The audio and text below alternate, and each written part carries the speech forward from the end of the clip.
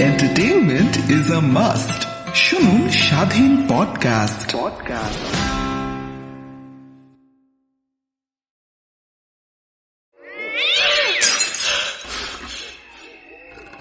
আজ আবার শুনতে পাচ্ছেন শব্দটা? ভয়ের আরেক নাম ভূত.com with Russell.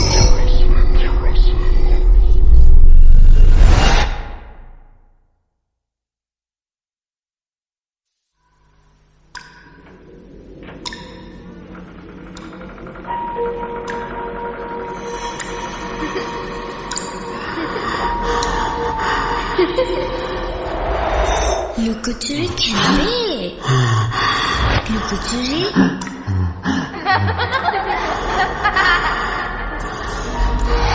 তুমি লুকাও, আমি ঠিকই তোমাকে খুঁজে পাবো।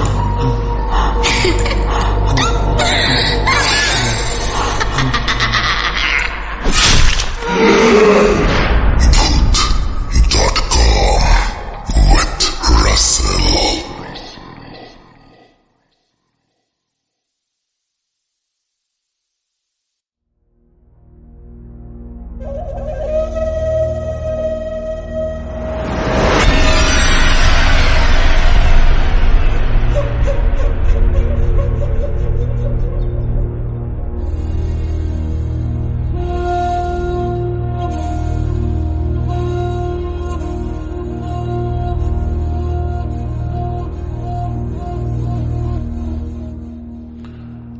Welcome back.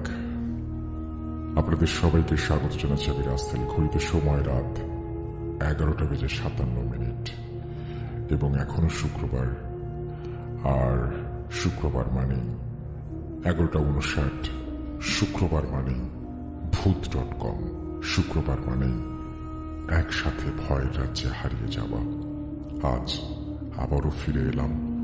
আশা করছি আপনারা সবাই ভালো আছেন, ভালোর দলে আছেন এবং আমরা যেমন আপনাদের জন্য, ঘটনার জন্য, আপনাদের সবকিছুর জন্য ওয়েট করি। আপনারা আসবেন, শুনবেন একসাথে। আপনারাও নিশ্চয়ই অপেক্ষা করেন যে আমরাও ফিরে আসব প্রতি সপ্তাহে একইভাবে রাত 11:59 আপনাদের ঘটনা শোনাতে, একই সাথে ভয়ের রাজ্যে হারিয়ে যেতে। যাই হোক, আশা করছি আপনারা সুস্থ আছেন, ভালো আছেন এবং আমি শুনছি অনেকের কাছেই যে অনেকেই, মানে আমার বন্ধু বান্ধব থেকে শুরু করে অনেকেই বলছেন যে ঢাকাতে অনেকেই অসুস্থ হয়ে পড়ছেন। অসুস্থ হচ্ছেন এই কারণেই নানান রকমের জ্বর টর, একটু গরমের কারণে যে সমস্ত হয় সেটার বাইরেও অনেকেই দেখতে পাচ্ছি যে অনেকেই দু একজন এরকম বলছেন যে কোভিডের কথা বলছেন। তো কোভিড কিন্তু আসলে মানে পৃথিবীতে তো কোভিড আছে, তো আমার কাছে মনে হয় যে থাকুক আর না থাকুক, হয়তো সেই রকম সিচুয়েশন না, কিন্তু স্বাস্থ্যবিধি মেনে চলতে তো দোষ নেই। সুতরাং আমি চাইবো আপনারা সবাই স্বাস্থ্যবিধি মেনে চলুন, কারণ আমরা স্টুডিওতে এখন সবাই মিলে ঘটনা শেয়ার করা শুরু করেছি এবং সবাই মিলে আমরা চাচ্ছি যে ঘটনা আপনারা বলবেন এসে। সেই মুহূর্তে যদি আবার কোভিডের কোনো ঝামেলা হয় তাহলে মুশকিল। যাই হোক, আমার কাছে মনে হয় যে বাইরে হালকা বাতাস এবং এই মুহূর্তে শুরু হয়ে গেছে ভূত.com আপনার কানের হেডফোনে অথবা আপনার মোবাইল ডিভাইস থেকে ভেসে আসছে ভয়ের রাজ্যের আওয়াজ। আশা করছি আমাদেরকে শুনছেন আপনারা এবং ভালো আছেন, এনজয় করবেন প্রতিটা মুহূর্ত, আজকের প্রত্যেকটি ঘটনা। সেই বিশ্বাস রেখেই আমরা আজকে ঘটনা শুরু করতে চাই। রাত 11:59 আনুষ্ঠানিকভাবে শুরু করছি আমাদের ভূত.com।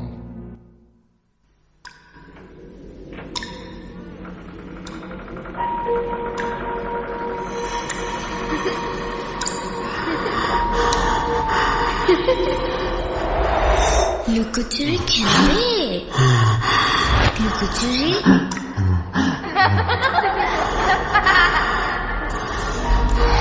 তুমি লুকাও, আমি ঠিকই তোমাকে খুঁজে পাবো।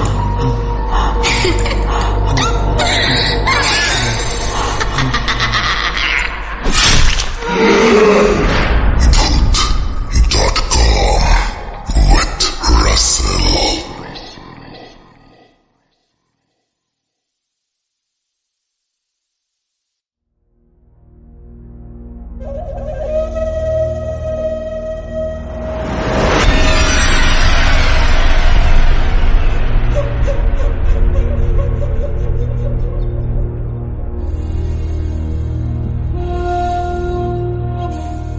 যাক, 12টা বেজে গেল এবং আমরা জানি যে আমার মতন আপনারাও ভয়ের রাজ্যে হারিয়ে যেতে প্রস্তুত।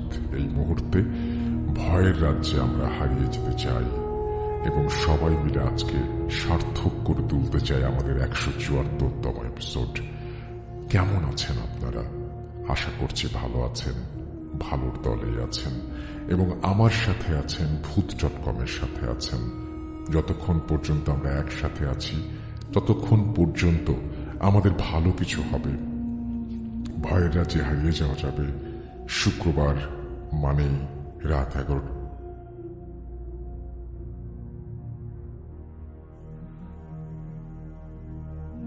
শুক্রবার মানেই রাত 11:59। শুক্রবার মানেই ভয়ের রাজ্যে হারিয়ে যাওয়া। আজকে বেশ কিছু ইমেল রয়েছে, দারুণ কিছু অডিও ক্লিপ রয়েছে। স্পেশালি শরীফুল ইসলাম একটা অডিও ক্লিপ পাঠিয়েছেন, যে অডিও ক্লিপটা আমার কাছে চমৎকার লেগেছে, শোনাবো। তবে তার আগে প্রতিদিনের মতো আজকেও শোনাবো একটা ইমেল। তবে তার আগে আমরা জানিয়ে দেব আমাদের সাথে আপনারা কিভাবে যোগাযোগ করবেন। যদি আমাদেরকে লিখতে চান তাহলে আমাদের ইমেল অ্যাড্রেসটি লিখে রাখুন। আমাদের ইমেল অ্যাড্রেস হচ্ছে russell.booth.com@gmail.com। যদি আমাদেরকে অডিও ক্লিপ পাঠাতে চান তাহলে মোবাইল ডিভাইস দিয়ে কোনো একটা কোয়াইট প্লেসে, শান্তশিষ্ট পরিবেশ, কোনো আওয়াজ নেই এরকম জায়গায় রেকর্ড করে ফেলুন আপনার স্টোরি এবং পাঠিয়ে দিন, ইমেল করে অ্যাটাচ করে পাঠিয়ে দিন আমাদেরকে। আর যদি মনে করেন যে না, আমাদেরকে স্টুডিওতে এসে আপনি ঘটনা শেয়ার করতে চান আমাদের সাথে, তাহলে আমাদেরকে জানান, আমরা সেটাও করব। তো যাই হোক, আমরা প্রস্তুত আছি আমরা আপনাদের জন্য এবং আশা করছি প্রতিটা মুহূর্ত আমাদের সাথে আপনাদের আনন্দে কাটবে। ঘড়িতে সময় রাত 12:01।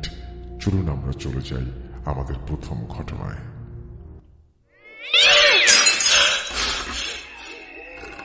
আজ আবার শুনতে পাচ্ছেন শব্দটা? ভয়ের আরেক নাম .com with Russell.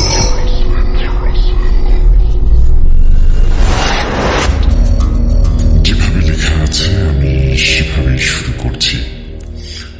আসসালামু আলাইকুম রাসেল ভাই এবং প্রিয় লিসেনার্স, আশা করি সবাই ভালো আছেন এবং ভালোর দলে আছেন। আল্লাহর রহমতে আমিও ভালো আছি। কারণবশত রাসেল ভাই আমি নাম প্রকাশে অনিচ্ছুক, তারপরেও আপনার জানার জন্য আমি আমার পুরো পরিচয় লিখে দিচ্ছি।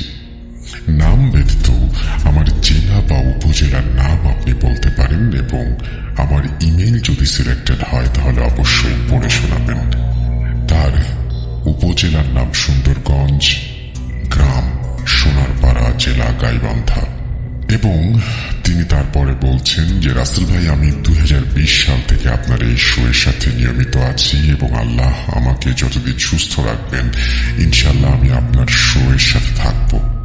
সত্যি বলতে ভূত.com-এর সব মডারেটরদের এত বেশি ভালো লাগে যে বলার মতো না। এছাড়া আপনার ইমেল পড়ার অসাধারণ প্রতিভা সত্যি অভাবনীয়।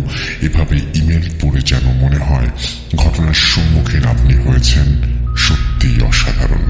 এছাড়া আফনান ভাইয়ের তুলনাই হয় না। আফনান ভাইয়ের সাথে যোগাযোগ করার অনেক চেষ্টা করেছি কিন্তু পারিনি। গোলাম রাব্বি ভাইয়ের সাথে যোগাযোগ হয়েছে, কথা হয়েছে। প্রথম স্টোরি লিখছি, আমি জানি না কতটা গুছিয়ে লিখতে পারবো। প্রথম হওয়ার কারণে ঘটনার ভুল ত্রুটি ক্ষমা সুন্দর দৃষ্টিতে দেখবেন। রাসেল ভাই, আমার মায়ের মুখে শোনা আমার নানার সাথে ঘটে যাওয়া একটা ঘটনা আজ আমি আপনাদের সাথে শেয়ার করব। তেমন লেখাপড়া না থাকার কারণে মা ঘটনার সাল ঠিক মতো বলতে পারেনি, তবে আনুমানিকভাবে বলেছেন আজ থেকে প্রায় 60 বছর আগের ঘটনা, অর্থাৎ 60 ইয়ার্স। আমার নানার ঘটনায় যাওয়ার আগে অন্য একটা ঘটনার কথা বলছি। সেটা মূলত আরিফ ভাইয়ের সাথে ঘটে যাওয়া ব্ল্যাক ম্যাজিকের ঘটনা। আপনি আরিফ ভাইয়ের ঘটনা পড়ে শোনানোর পর যত লিসেনার এই ঘটনা শুনেছেন তাদের মধ্যে অনেকেই নানা ধরনের সমস্যার সম্মুখীন হয়েছেন, এমন ফেসবুকে অনেকেই পোস্ট করেছেন। যথারীতি আমি আমার অফিসের নিয়ম অনুযায়ী নাইট ডিউটি ছাড়া মর্নিং এবং ইভিনিং ডিউটিতে স্টোরি শুনি না, কারণ নাইট ডিউটি ছাড়া সময় হয় না এবং দিনের বেলায় শুনলেও তেমন ভয়ের অনুভূতি আসে না। তাই সবসময় নাইট ডিউটিতেই আপনার শোয়ের সাথে থাকি স্বাধীন মিউজিক অ্যাপে সাবস্ক্রিপশন নিয়ে। যাই হোক, আরিফ ভাইয়ের এই ঘটনাটি অধিক উৎসাহ নিয়ে শুনতে থাকি। ঘটনাটি শোনার পর আমার সাথেও স্বপ্নে ঘটে যায় ভয়ঙ্কর একটি ঘটনা। মূল ঘটনায় যাই। আমি আমার মতো করেই বলতে শুরু করলাম।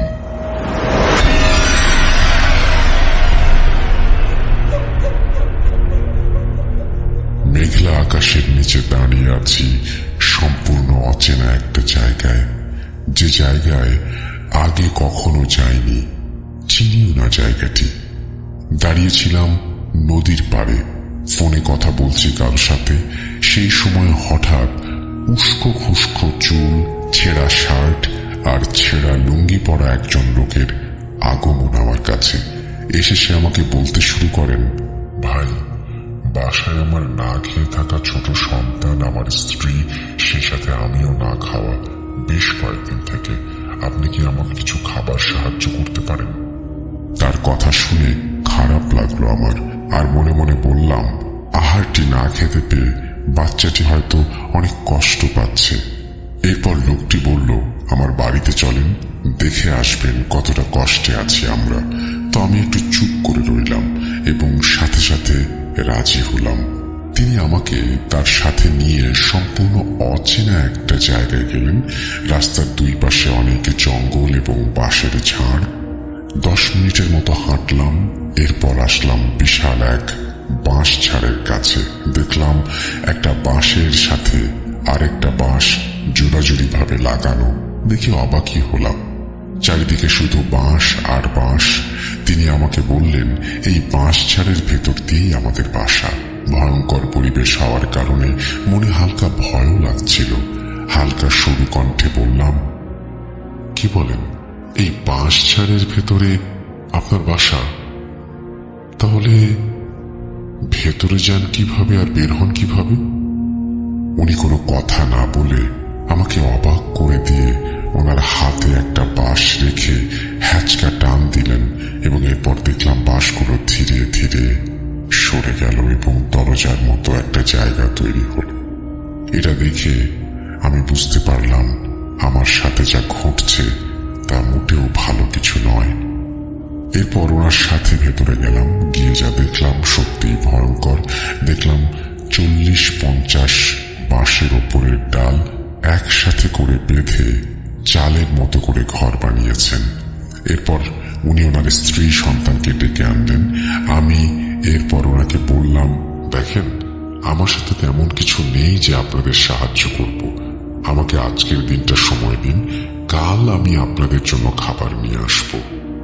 এ কথা শুনে লোকটি ভয়ঙ্করভাবে হাসতে শুরু করলেন এবং বললেন, কাল কেন, আজকেই আমরা খাবো। এখন আমাদের সাথে যে খাবার আছে সেটাই আমরা মজা করে খাবো। শুনে ভয় কি জিনিস উপলব্ধি করতে পারলাম। মন থেকে বাঁচার ইচ্ছা নিমেষেই শেষ হয়ে গেল, গলা শুকিয়ে গেল ভয়ে। আপনি নিশ্চয়ই বুঝতে পারছেন কতটা ভয়ঙ্কর পরিস্থিতি সেই সময়। এরপর মনে মনে বললাম, আল্লাহর সাহায্যের নাম করে কোন বিপদে পড়লাম, আর আল্লাহর কাছে সাহায্য প্রার্থনা করলাম। এরপর দেখলাম ওই লোক সহ বাকি 2 জন ভয়ঙ্কর পিশাচের রূপে নিজেদের সাজিয়ে নিলেন এবং আমাকে হুমকি দিতে লাগলেন যে কোনো লাভ হবে না, আমি যা করছি তাতে কোনো বাঁচার উপায় নেই। আমি আরো ভয় পেতে থাকি এবং ওখান থেকে বের হবার জন্য রাস্তা খুঁজতে থাকি। পুরো শরীর ঘেমে একাকার। মুহূর্তে গোসল করে আসলাম, এরকম একটা অবস্থা। এতটাই ঘাম ঝরতে থাকলো শরীর থেকে। এরপর ওই পিশাচি রেগে গিয়ে বলল, কিরে, এখান থেকে বের হতে চাস? দাঁড়া, তোকে বের হওয়ার ব্যবস্থা করে দিচ্ছি, দেখ বের হতে পারিস কিনা। তিনি সেই আগের মতো এক পাশ থেকে বাঁশ টেনে রাস্তা বের করে দিলেন। আমি দেরি না করে মুহূর্তে দৌড় দিয়ে বের হয়ে এলাম আর ভাবতে থাকলাম বাঁচতে হলে কোনোভাবেই দৌড় থামানো যাবে না। কিন্তু একই, যতই দৌড়াচ্ছি রাস্তা যেন শেষ হচ্ছে না। মনে হচ্ছে ঘুরে ফিরে একই জায়গায় ফিরে আসছি বারবার। দৌড়াতে দৌড়াতে এক পর্যায়ে আমার ডান পাশে পুরনো পরিত্যক্ত বিল্ডিং দেখতে পেলাম আর সাথে একটা টিনের ঘর দেখলাম। বেশি দেরি না করে আমি সেই ঘরের মধ্যে সাহায্যের জন্য গেলাম। গিয়ে দেখি পুরো বাড়িটাই ফাঁকা, কেউ নেই। ভয় বেড়েই চলেছে। ভয়ের তো চোখে বিল্ডিং এ ঢুকলাম আর যেটা দেখলাম সেটা দেখার জন্য আমি মোটেও প্রস্তুত ছিলাম না। আমি দেখলাম ওই পিশাচ আর তার দুই বাকি সঙ্গী, তারা মিলে একটা অর্ধগলিত লাশের শরীর থেকে মাংস ছিঁড়ে খাচ্ছে। আমার অজ্ঞান হয়ে যাওয়ার কথা, কিন্তু না, আমি অজ্ঞান না হয়ে বুকে সাহস নিয়ে সেখান থেকে এক দৌড়ে বের হয়ে আসলাম এবং দৌড়াতে থাকলাম আর আল্লাহকে বলতে লাগলাম, আল্লাহ, এখান থেকে রক্ষা করো। এরপর 20 মিনিটের মতো দৌড়ালাম। এরপর আল্লাহর অশেষ মেহেরবানিতে দূরে একটা গ্রাম দেখতে পেলাম। গ্রামে ঢুকতে না ঢুকতেই 100 ফুট দূর থেকে লক্ষ্য করলাম আমার এক অফিসের কলিগ বাইক নিয়ে আসছে। তিনি আমার এমন অবস্থা দেখে তড়িঘড়ি করে সেখান থেকেই গলা ফাটানোর শব্দে আমাকে ডাকছে আর বলছে, ভাই, ও ভাই, আপনি ওইদিকে এভাবে দৌড়াচ্ছেন কেন? জানেন না ওইদিকে ভয়ঙ্কর পিশাচদের বসবাস? তবে কি আপনি ওদের পাল্লায় পড়েছেন? আমি তাৎক্ষণিকভাবে কাছে চলে আসলাম এবং কোনো কথা না বলে বাইকে উঠে বসলাম এবং তাকে ভয় ভয় বললাম, ভাই, এখানে এক মুহূর্ত থাকা যাবে না, আপনি বাইক স্টার্ট করুন। উনি সাথে সাথে বাইক স্টার্ট করে বাড়িতে নিয়ে গেল।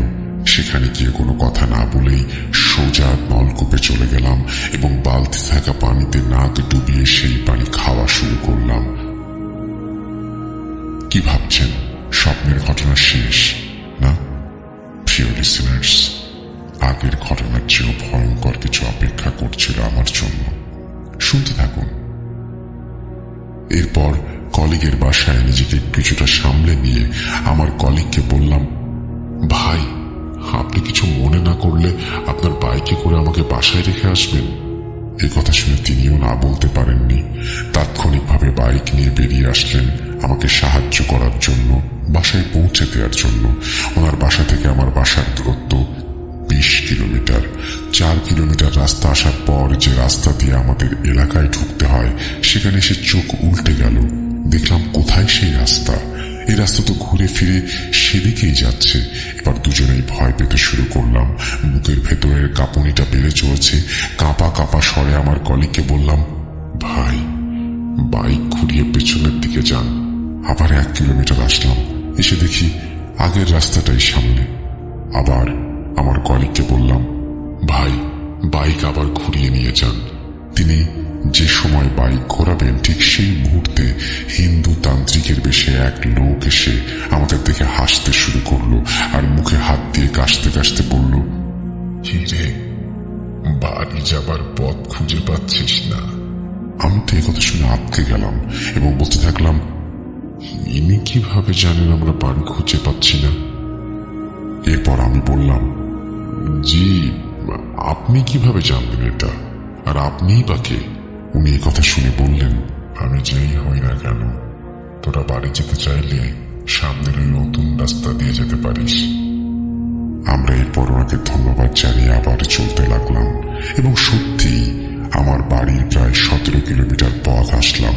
এরপর আমার কলিগ আমাকে বলল, ভাই, আশা করি আর সমস্যা হবে না, আপনি বাকি রাস্তা একাই যেতে পারবেন। আমিও হ্যাঁ বলে ওনাকে ছেড়ে দিলাম। এরপর আমি হাঁটা শুরু করি বাড়ির দিকে, কিন্তু যতই রাস্তা হাঁটি শেষ হয় না রাস্তা। হাঁটতে হাঁটতে কিছু দূরে এগিয়ে গিয়ে সাদা জুব্বা পরা অনেক লোক এবং তান্ত্রিক লোকও একসাথে দেখলাম, এবং আশেপাশে সব সাধারণ মানুষও দেখতে পেলাম। আবার কিছু হিন্দু বন্ধু ছিল আমার, তারা রাস্তায় দোকান দিয়েছে। তাদের দেখে বললাম, কিরে, কি হচ্ছে এখানে? এই কথা শুনে সে কোনো উত্তর না দিয়ে হাসতে থাকে। আমি একটু অবাক হয়ে কোনো কথা না বলে সামনের দিকে যেতে থাকি, কিন্তু সামনের দিকে যে ভয়ঙ্কর কিছু আমার জন্য অপেক্ষা করছিল সেটা মোটেও আশা করিনি।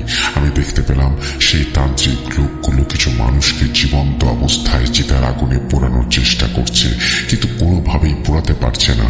ঠিক তখন আরেকজন তান্ত্রিক আমাকে দেখে বলছে, ওকেও ধরে আন, ওকেও পোড়াবো। এই দৃশ্য দেখে ওখান থেকে দৌড়াতে শুরু করি। দৌড়াতে দৌড়াতে এক বাগানের কাছে এসে উল্টো দৃশ্য দেখলাম। যেসব লোকদের জীবন্ত পোড়াতে চেয়েছিল সেই লোকগুলো উঠে আবার সেই তান্ত্রিকদের বিশাল এক জালের মধ্যে আটকিয়ে মাটিতে আছাড় মারছে আর আকাশের দিকে ছুঁড়ে দিচ্ছে। এই দৃশ্য দেখার সময় পেছন থেকে ছুটে আসা কিছুর আঘাতে মাটিতে পড়ে যাই এবং সেখানেই জ্ঞান হারিয়ে ফেলি। মূলত আরিফ ভাইয়ের ঘটনা শোনার পরই আমার সাথে স্বপ্নে সব ঘটে। এরপর নানার ঘটনায় চলে আসি। আমার মা যেভাবে বলছেন আমি সেভাবেই বলছি। ফুটবল খেলা দেখতে পছন্দ করার জন্য খেলার নেশায় প্রায় বাড়ি থেকে বহু দূর চলে যেত। এছাড়াও বিভিন্ন জায়গা থেকে টাকা নিয়ে হায়ার করে নিয়ে যেত। ঘটনার দিন বেলা আমার নানা সহ তার দলের বাকি সদস্যরা মিলে চলে যান বাড়ি থেকে প্রায় 21 কিলোমিটার দূরে। জায়গার নাম সুন্দরগঞ্জ। সুন্দরগঞ্জ এখন আমাদের উপজেলা। তো সেদিন 2-0 গোলে জিতে যায় নানাদের দল। খেলা শেষ করে আমার নানা বাজারে যায় হালকা কিছু কিনে খাওয়ার জন্য, কিন্তু তিনি কোনো খাবার না পেয়ে ফিরে এসে দেখে তার বাকি সাথীরা বা কেউ নেই, তারা সবাই বাড়িতে চলে গেছে। তো তিনি একা হয়ে গেলেন। বাড়ির দিকে যেতে যেতে মাগরিবের আজান হয়ে যায়। এরপর চারিদিকে অন্ধকার নেমে আসে। বলে রাখা ভালো, তিনি ছিলেন অদম্য সাহসী এবং কিছুটা দুষ্টু টাইপের। এছাড়াও তিনি অতি প্রাকৃত ঘটনা থেকে নিজেকে রক্ষার জন্য শরীর বন্ধ করা তাবিজ কবজ সবকিছুই জানতেন। এরপর হাঁটার এক পর্যায়ে তার প্রচুর ক্ষুধা লাগে, কিন্তু তেমন কোনো খাবার না পেয়ে 2 টাকা দিয়ে স্থানীয় বাজার থেকে কাঁচা খেজুর এবং বিড়ি কিনে সেগুলো খেতে খেতে বাড়িতে আসতে থাকেন। তখন রাত প্রায় 8টা হবে। আজ থেকে 60 বছর আগে রাত 8টা মানে বুঝতে পারছেন অনেক গভীর রাত। রাস্তায় 2 পাশে বিশাল বিশাল শিমুল গাছ আর বট গাছে ভরা। হাঁটার এক পর্যায়ে কিছু দূর আসার পর তিনি দেখেন হলুদ শাড়ি পরা এক নববধূ তার সামনে দিয়ে হেঁটে যাচ্ছে। নানা এটা দেখার পর একাকিত্ব দূর করার জন্য তার সাথে যাওয়ার জন্য ডাক দেন। ডাকার ধরন ছিল এরকম, গ্রাম্য ভাষায় যেভাবে ডেকেছিলেন সেভাবেই বলছি। সামনের কার বাড়ির বউ তুমি? একটু দাঁড়ান, আমিও ওই দিকে যাব, একসাথে যাই আমরা। আর আপনি বউ সেজে কই যাচ্ছেন? বাড়ি থেকে পালিয়ে যাচ্ছেন নাকি বাপের বাড়ি যাচ্ছেন? নানার সব কথায় সামনের ওই বধূ কোনো পাত্তা না দিয়ে হাঁটতেই থাকে। অনেক ডাকার পরেও কোনো সাড়া পাওয়া যাচ্ছিল না। তখন তিনি বুঝতে পারলেন দুষ্টু কোনো মেয়ে জিন তার ক্ষতি করার জন্য পেছন নিয়েছে। তিনি তাৎক্ষণিক দোয়া কালাম পড়ে তার শরীর বন্ধ করে নেন এবং ভালোভাবে জানার জন্য সাথে সাথে একটা খেজুর দিয়ে সেই নববধূটিকে ঢিল মারেন। ঢিল গায়ে লাগার পর সেই বধূ জিন রূপী গালাগালি শুরু করে এবং জিজ্ঞেস করে তাকে কেন ঢিল মারা হলো। এরপর নানাভাবে ওকে বিরক্ত করতে থাকেন। এরপর তার সাথে থাকা বিড়িতে আগুন লাগিয়ে বিড়ি টানতে থাকেন এবং বিড়ি শেষ হওয়ার আগেই সেই বিড়ি দিয়ে সামনে নববধূটিকে আবারও ঢিল দেন। এবার সেই বধূটি রাগান্বিত স্বরে বলে, তোর সাহস কম না, দাঁড়া। এই বলে সে বলে আজ নানার কলিজাটাই সে ছিঁড়ে খাবে। এ কথা শুনে নানা প্রচন্ড ভয় পেয়ে যায় এবং ধীরে ধীরে হাঁটতে থাকে। এরপর সামনের জিনটিও হাঁটার গতি কমিয়ে দেয় আর তাকে বলতে থাকে, আমার সাথে মজা করবি? কর, দেখি তোর কত সাহস। নানা আবার বিড়ি ধরায় টানতে থাকে। এভাবে বিড়ি টানতে টানতে 21 কিলোমিটার রাস্তার মধ্যে 12 কিলোমিটার রাস্তা অতিক্রম করে। হাতে তার 3টা বিড়ি ছিল আর 9 কিলোমিটার রাস্তা। তিনি ভাবেন এভাবে আর কতক্ষণ। দ্রুত বাড়িতে আসার জন্য তিনি বিড়ি ধরিয়ে দৌড় শুরু করেন। তিনি দ্রুত দৌড়ালেন যে বাকি রাস্তা আসতে 20 মিনিট সময় লেগেছিল। এত দ্রুত তিনি দৌড়িয়েছিলেন। তার সাথে হাওয়ায় উড়ে আসছিল সেই বধূরূপী চিমটিও। একবার ভেবে দেখেন জীবন বাঁচানোর জন্য তিনি কতটা দ্রুত দৌড়েছিলেন। বাড়ির 1 কিলোমিটার রাস্তার আগেই তার ছোট বোনের শ্বশুর বাড়ি। তিনি ভাবলেন এই সমস্যার মধ্যে বাড়িতে না গিয়ে বোনের শ্বশুর বাড়িতে যাই। এইটা ভেবে তিনি যেই সামনে পা দেবেন তার সামনে চলে আসে সেই নববধূরূপী চিমটি। কিন্তু এবার আর একা নয়, ওরা 6 জন। এরপর চিমটি রাগান্বিত ভাবে বলতে থাকলো, তোর কত বড় সাহস, আজ তোর ব্যবস্থা নেব। 7 জনের ভয়ঙ্কর হাসি, ভয়ঙ্কর চেহারা, এমন ভাবে নানা ঘামতে শুরু করে সব দেখে যেন মনে হয় এই মাত্র তিনি গোসল করে উঠলেন। তারপরও বুকে সাহস জমিয়ে বললেন, আমি তো তোর কোনো ক্ষতি করিনি, শুধু একটু মজা করে ঢিল দিয়েছি। এজন্য তোরা আমাকে মেরে ফেলবি, আর আমাকে মারার জন্য তোরা 7 জন এসেছিস। এখন দেখ আমার হাতে কোনো আগুন নেই। তোরা যদি এতই শক্তিশালী হয়ে থাকিস তাহলে 1 জন করে আয় আমার সাথে লড়ে দেখ। নানার মুখে কথা শুনে তারা সবাই মিলে একসাথে হাসতে থাকে এবং বলতে থাকে যে নানা কি আবারও তাদের সাথে মজা করছে কিনা।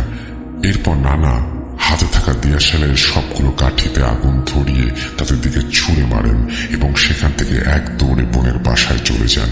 সেখানে গিয়ে তিনি বোনের শাশুড়িকে মাওয়াই মা বলে ডাকলেন এবং তিনি এসে দেখেন নানা জোরে জোরে হাঁপাচ্ছেন আর নিঃশ্বাস নিচ্ছেন। এমন দেখে নানাকে জিজ্ঞেস করলেন, কি হয়েছে আর এত রাতে এভাবে আসলা কোথা থেকে? 1 জগ পানি আনেন। তারপর নানার পানি খাওয়া দেখে বাড়িতে থাকা মানুষজন সব অবাক হয়ে যায়। এরপর বাড়ির লোকজন সবকিছু জানতে চাইলে তিনি পুরো ঘটনা এড়িয়ে যান, শুধু বলেন সুন্দরগঞ্জ থেকে ফুটবল খেলে 1 দৌড়ে আসলাম, এই জন্য হাঁপিয়ে গেছি। এরপর নানা সেখানে নিজেকে সামলে নেয়ার পর তার বোনের শাশুড়িকে বলেন আজকের রাতটা তিনি সেখানেই থাকতে চান এবং তাকে যেন একটা ঘর দেয়া হয়। কিন্তু ওই রাতে তাদের বাড়িতে তেমন খাবার না থাকার কারণে নানাকে কিছু খেতে দিতে পারেননি। এই জন্য ক্ষুধার যন্ত্রণায় তিনি কিছুতেই ঘুমাতে পারছিলেন না। এই জন্য নানা ভাবেন এভাবে না খেয়ে থাকা যাবে না, বাড়ি তো কাছেই, আর মনে হয় কোনো সমস্যা হবে না। এই ভেবে তিনি বোনের বাড়ির কাউকে কিছু না বলেই বেরিয়ে যান এবং নিজের বাড়ির দিকে হাঁটতে থাকেন এবং বাড়িতে গেলে খাবার হবে, পেট পুড়ে খেলে ঘুমও আসবে, এই ভেবে তিনি বেরিয়ে পড়েন। কিছু দূর আসার পর কোনো সমস্যা হয়নি, কিন্তু একটু সামনে এসেই তিনি যা দেখেন তা দেখার জন্য তিনি প্রস্তুত ছিলেন না। তিনি দেখেন গরুর আকারের 2টো কুকুর তার সামনে দিয়ে কি যেন একটা চিবিয়ে খাচ্ছে। কুকুর দুটোর চোখ আগুনের গোলার মতো জলজল করছে। কুকুর দুটো তাকে দেখে এমন ভাবে ভয়ঙ্কর ভাবে চিৎকার করছে, মনে হয় এখনই তাকে চিবিয়ে খাবে। এমন দৃশ্য দেখার পর নানা ভয়ে ভয়ে কুকুর দুটাকে বললেন, দেখেন আমি তো আপনাদের কোনো ক্ষতি করিনি, তাহলে আপনারা এভাবে আমার পথ আটকে রেখেছেন কেন? আপনারা যে জমিতে দাঁড়িয়ে আছেন এই জমি আমার বাবার। আমার বাবার জমিতে থেকে হে আবার আমাকেই মারতে চান? আপনারা কি এতই খারাপ? এখন আপনারা ভেবে দেখেন আপনারা আমাকে মারবেন নাকি বাড়িতে রেখে আসবেন। এরপরে কুকুর দুটো একে অপরের দিকে তাকায়, তারপর তাকে বাড়িতে রেখে আসতে চাইলে নানা হাঁপ ছেড়ে বাঁচেন এবং বাঁচার মতো নিঃশ্বাস ফেলেন। এরপর তিনি বাড়িতে যেতে চাইলে কুকুর দুইটা তাকে একা না যেতে দিয়ে পেছন পেছন যেতে থাকে। এরপর তেমন কোনো কিছু সমস্যা হয়নি। বাড়ির প্রায় 200 হাত দূরেই তাদের পারিবারিক কবরস্থান। সেই কবরস্থানের সাথে বিশাল বাঁশের ঝাড়। নানা যেই না সেই বাঁশের ঝাড়ের কাছে আসছে অমনি বাঁশের ঝাড় থেকে বিশাল এক ষাঁড় তার উপরে লাফিয়ে পড়েছে। ষাঁড়ের মাথায় বড় 2টো শিং ছিল এবং নানার বুক বরাবর সেটা কুতা মেরেছে। সাথে সাথে তিনি পাশ কেটে সরে যান এবং ষাঁড়টি কুকুরগুলোর সামনে গিয়ে পড়ে। এরপর ষাঁড় সে কুকুর দুটোর মধ্যে ভয়াবহ লড়াই শুরু হয়। এই লড়াইয়ের ফাঁকে নানা 1 দৌড়ে বাড়িতে চলে যান এবং তার মাকে ডাক দিয়েই আঙিনায় অজ্ঞান হয়ে যান। তারপর তার বাবা মা এসে তাকে গিয়ে মাথায় পানি ঢেলে সুস্থ করে তোলেন। এরপর তার কাছে সমস্ত ঘটনা জানতে চাইলে তিনি সবকিছু খুলে বলেন। এরপর তিনি জ্বরের শরীর নিয়ে ঘুমিয়ে যান এবং পরবর্তী দিন দুপুরবেলা ওঠেন এবং তিনি সম্পূর্ণ সুস্থ। তখন সেদিন সুস্থ হওয়ার পর তার সাথে ফুটবল খেলতে যাওয়া বন্ধুরা আসে তার খোঁজ নিতে। আসার পর নানা বললেন যে কালকে খেলা শেষ করে তারা সবাই কোথায় গিয়েছিল, এবং তারা নানাকে জিজ্ঞেস করে যে খেলা শেষ হওয়ার পরে সে কোথায় গিয়েছিল এবং একা বাড়িতে এসেছে কেন। এরপর নানা তাদের সবকিছু না বলে এড়িয়ে যান বিষয়টা। তার বন্ধুরা তাকে বলেন, চল নদীর পাড়ে যাই, ফুটবল খেলে নদীতে গোসল করে আসব। তো যেমন কথা তেমন কাজ। এরপর তিনি নদীর পাড়ে ফুটবল খেলে গোসল করার সময় হিন্দুদের এক লোক পোড়াতে দেখেন। এই চিতায় মানুষ পোড়ানো দেখার পর সেদিনও তার সাথে আর এক ঘটনা ঘটে। ইনশাআল্লাহ রাসেল ভাই, আমার এই স্টোরি যদি সিলেক্টেড হয় ভূত.com এর লিসেনারদের সাথে শেয়ার করবেন, তাহলে চিতায় পুরানো ঘটনাটিও পরবর্তীতে ইমেইল করে দেব। এই ঘটনাটি সম্পূর্ণ সত্য একটি ঘটনা। নানা মারা গেছেন 2019 সালের রমজান মাসে। সবার কাছে অনুরোধ, সবাই তার জন্য দোয়া করবেন। তো এই ছিল আজকের স্টোরি। কতটা গুছিয়ে লিখতে পেরেছি জানি না, তবে ভুল ত্রুটি যা কিছু আছে ক্ষমা সুন্দর দৃষ্টিতে দেখবেন। আল্লাহ হাফেজ। এই বলে তিনি তার ঘটনা শেষ করেছেন। ঘটনাটি খুবই অদ্ভুত এবং বিশ্বাস করতে একটু কষ্ট হয়, কিন্তু তিনি শেষে কনফার্ম করেছেন যে এই ঘটনাটি সত্যি ঘটনা। আমাদের আসলে অনেক কিছুই চারপাশে ঘটে যেগুলো মেনে নেওয়া বা বিশ্বাস করে ফেলা খুবই শক্ত। তারপরেও যখন দেখি যে আমাদের পরিচিত কারোর সাথে ঘটছে, পরিচিত কেউ সেই ঘটনা বর্ণনা করছে, তখন আমরা বিশ্বাস করতে বাধ্য হই। যাই হোক, আপনারা আপনাদের ঘটনা পাঠান। আমাদের ইমেল অ্যাড্রেস russell.voot.com@gmail.com। আমরা আপনার ঘটনার অপেক্ষায় থাকলাম। আমরা চলে যাব আমাদের পরবর্তী ঘটনায়।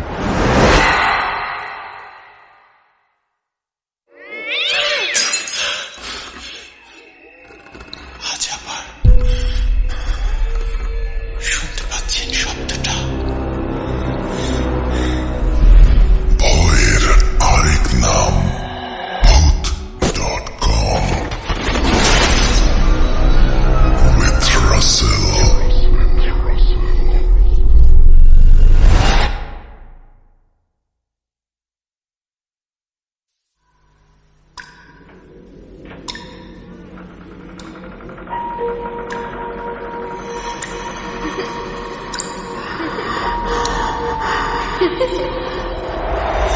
লুকোচুরি খেলবে? লুকোচুরি?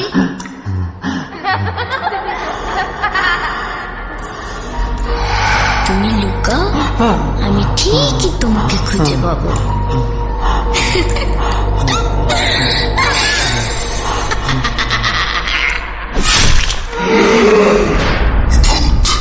Voot.com with Russell।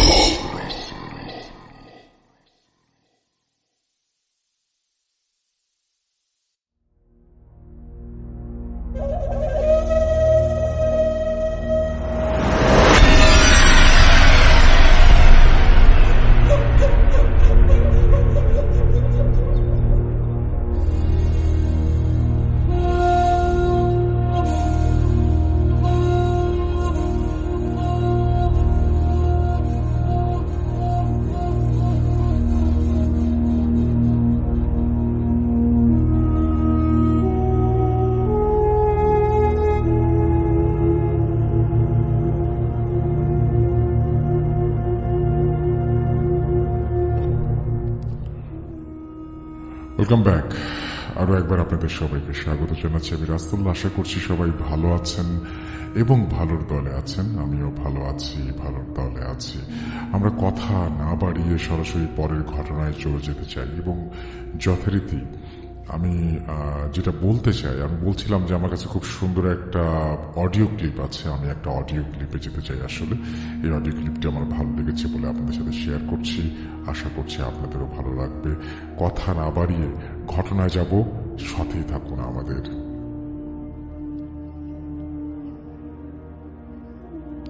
আচ্ছা, আমি অডিও ক্লিপটি এখানে বেশ কয়েকটা অডিও ক্লিপ আছে আসলে, এবং সেই অডিও ক্লিপের মধ্যে আমি বলেছিলাম যে এইবার বেশ কিছু অডিও ক্লিপ আমি ভালো পেয়েছি।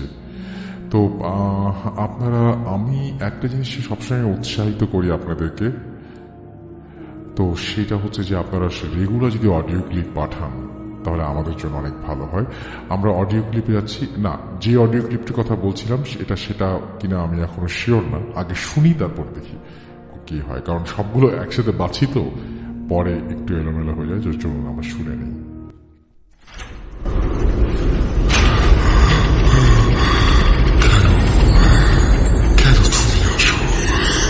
আমি শুধু তোমার সাথেই থাকতে চাই।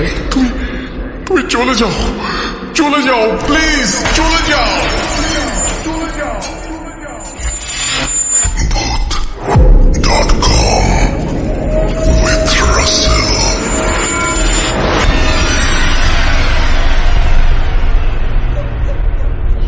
আসসালামু আলাইকুম রাসেল ভাই, জানতে চাইবো না আপনি কেমন আছেন, কারণ জানি আপনি সবসময় ভালোর দলের। আমি ভূত এফএম-এর একজন বড় ফ্যান। 2010 সাল থেকে আমি ভূত এফএম শুনে আসছি, এবং এমন ভূত এফএম-এর এপিসোড আছে যেগুলো আমার 2-3 করে শোনা হয়েছে। আর আমি প্রত্যেকদিন রাত্রে ভূত এফএম-এর এই শুনে ঘুমাই আর কি। আমি সবসময় ভূত এফএম ছেড়ে দিয়ে, এবং এটা আমার একটা ঘুমের ওষুধ হিসেবে কাজ করে, যেটা না শুনলে আমার ঘুম হয় না। যাই হোক, আমি মোহাম্মদ শরীফুল ইসলাম, ডিএম, ইটালি থেকে বলতেছি। ইটালির অস্ট্রিয়াতে থাকি আমি। আমার বাড়ি হচ্ছে গোপালগঞ্জ, থানাপাড়া। আমি যে ঘটনাটি আজকে শেয়ার করবো সেটা শুনেছি আমি। আমার সাথে একসাথে কাজ করি আমার এক বড় ভাই, তিনি একজন শেফ, তার নাম হচ্ছে মোহাম্মদ আফজাল হোসেন, কাশিয়ানি বাড়ি।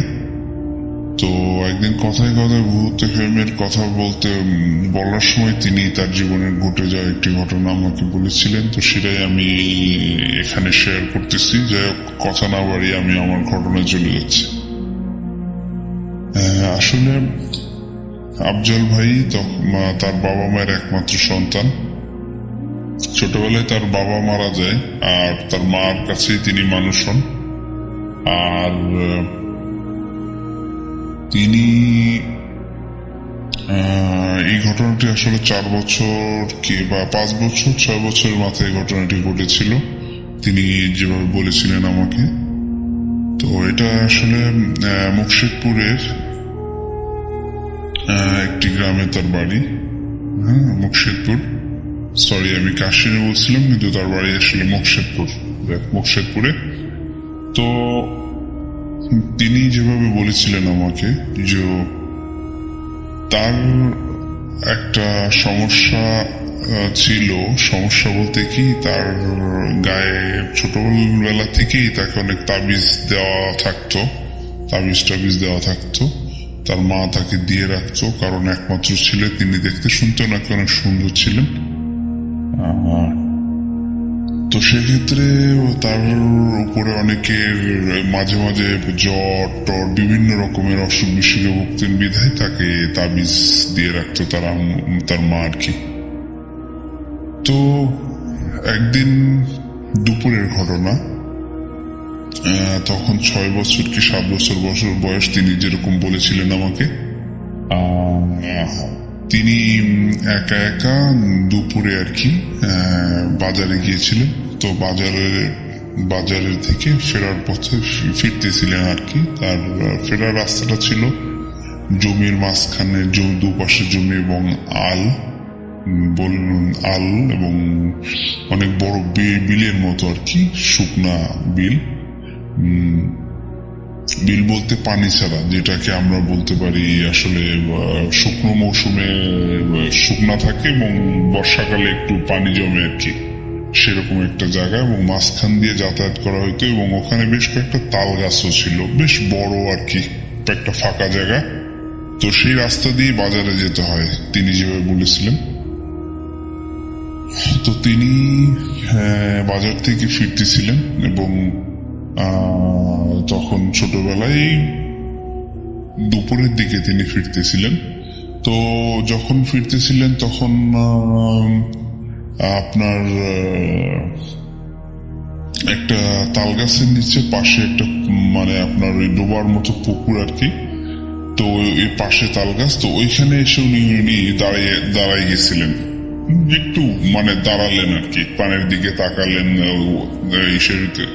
এই তাল গাছের সাথে হেলান দিয়ে পানের দিকে তাকালেন আর কি, একটু বসলেন এরকম একটা সময় আর কি।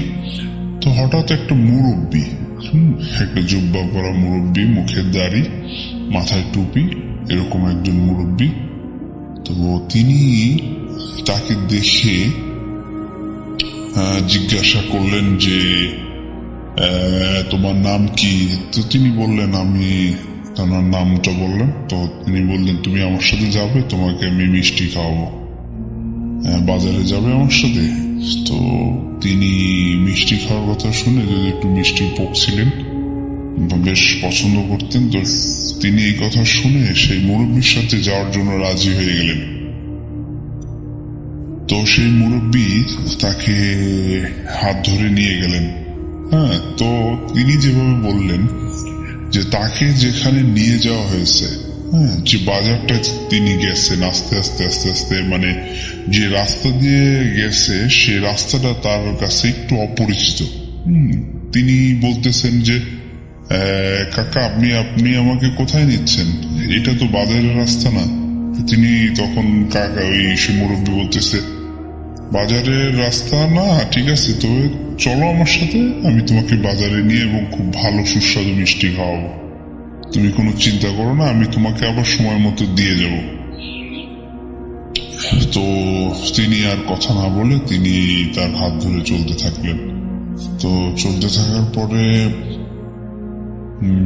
তিনি যে বাজারে তাকে নিয়ে গেলেন, যে বাজারের বর্ণনা আমাকে দিলেন, সে বাজারটা হচ্ছে এমন যে অনেক ধরনের মানুষ, অচেনা মানুষ, আর দোকানগুলো বেশ আনকমন। তো মানুষ বড় বড় পোশাক পরা, হ্যাঁ, এবং বেশ দাড়ি, এবং প্রায় তিনি পুরোপুরি একটা অন্য বাজারে চলে আসছেন, তিনি বলতেছিলেন আমাকে তখন। তো এখানে তাকে তখন নিয়ে গেলেন একটা মিষ্টির দোকানে, এবং মিষ্টির দোকানে বসে তাকে মিষ্টি খাওয়ালেন। তো তিনি বললেন কি, মিষ্টিটার স্বাদটা এমন যে তিনি কখনো সেরকম মিষ্টি খাননি, এবং খুব ভালো লাগলো, এবং তাকে বললেন যে তোমার যত মনে চায় তুমি খাও। তো তিনি খেলেন মিষ্টি, এবং তিনি এখনো বলেন যে সেই মিষ্টির স্বাদ নাকি তিনি এখনো অনুভব করেন। তো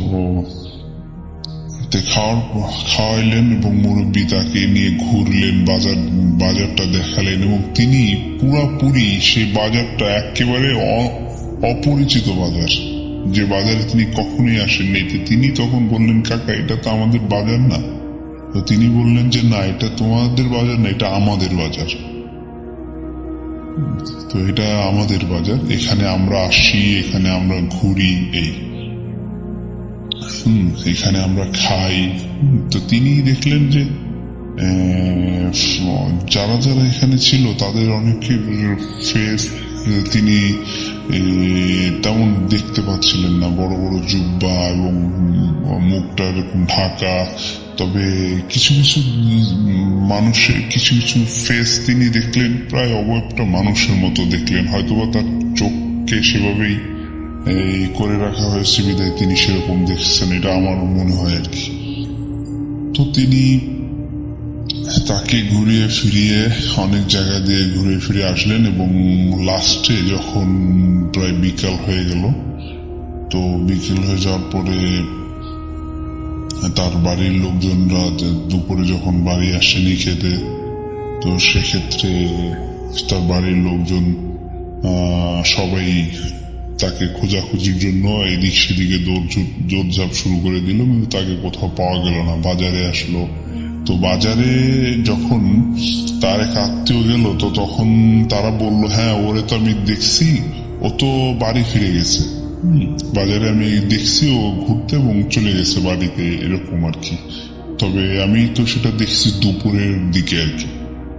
তো আর কিছু তাদের মাথার ভিতরে অন্যরকম একটা জিনিস খেললো। তারা সেই হাওর বিল এবং আপনার পুকুর টুকুর সব আশপাশ খুঁজলো, কিন্তু তাকে কোথাও পেল না। তো সেক্ষেত্রে না পাওয়ার কারণ বাড়িতে সবাই ভিড়, মানুষের অনেক খোঁজাখুঁজি, না পাওয়ার তার মাও খুব মারাত্মক টেনশনের মধ্যে পড়ে গেল এবং কান্নাকাটি শুরু করে দিল, এরকম অবস্থা। তো সেক্ষেত্রে সেই অবস্থায় সে আফজল ভাই তিনি বললেন আর কি, তিনি যখন বিকেল হলো, অনেক সময় হলো, তখন কাকাকে বললেন যে আমি বাড়ি যাব, আমি আমার মার কাছে যাব। তো তখন ওই চাচা বললেন যে তুমি যদি চাও তুমি আমাদের সাথে থেকে যেতে পারো, তুমি সুন্দরভাবে থাকবে, খাবে, তোমার কোনো সমস্যা হবে না, তুমি কোনো সমস্যা হবে না, যদি তুমি চাও তুমি আমাদের সাথে থেকে যেতে পারো। তো তখন আফজল ভাই রাজি হলেন না। তখন তিনি বললেন যে না, আমি আমার মার কাছে যাব, আপনি আমাকে আমার মার কাছে দিয়ে আসেন। তো তখন যখন কোনোভাবেই আফজল ভাইকে রাজি করাতে পারলেন না সেই মুরব্বি, তখন তাকে আপনার প্রায় বিকেলে সন্ধ্যার আগে আগে তাকে আবার হাত ধরে নিয়ে একটা অচেনা রাস্তা দিয়ে এনে সেই তাল গাছের উপরে তাকে রেখে দিয়ে গেলেন। তো যখন তাল গাছের উপরে রাখলেন সে টের পেলেন। তাকে বললেন কি যে তুমি এখানে বসে থাকো। আফজল ভাইকে তাকে বললেন যে তুমি এখানে বসে থাকো, সমস্যা নেই, তোমার আত্মীয় স্বজনরা আসতেছে, তারা তোমাকে নিয়ে যাবে, তুমি কোনো চিন্তা করবে না, ঠিক আছে? তো তখন ও যেখানে বসলো সেটা সেই সময়টা তার কাছে তাল গাছ মনে হয়নি।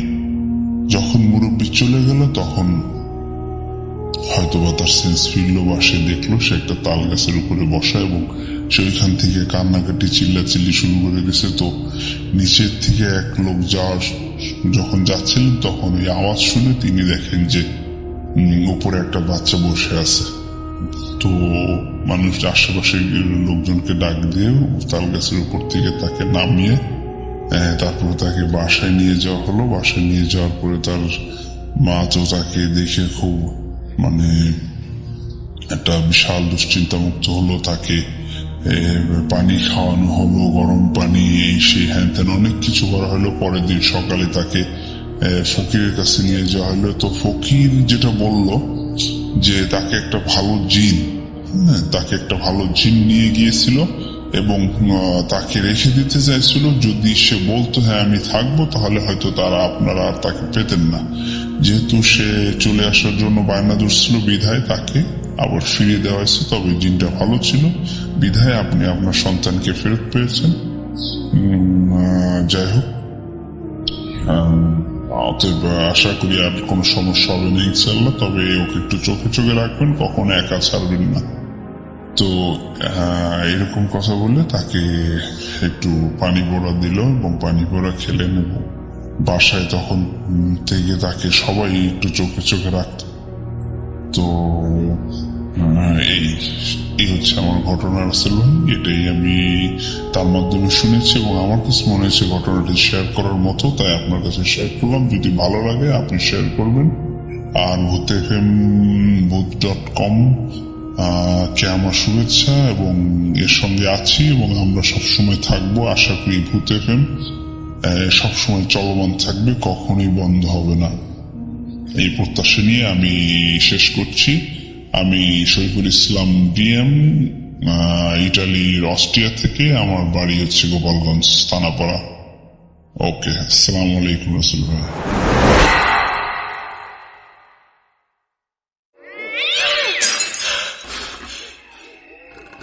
আজ আবার শুনতে পাচ্ছেন শব্দটা? ভয়ের আরেক নাম ভূত.com with Russell।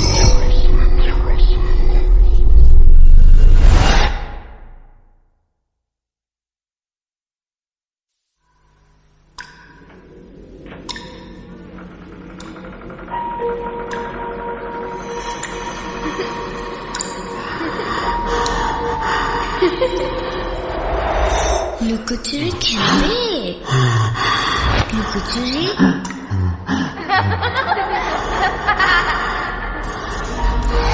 তুমি লুকাও, আমি ঠিকই তোমাকে খুঁজে পাবো।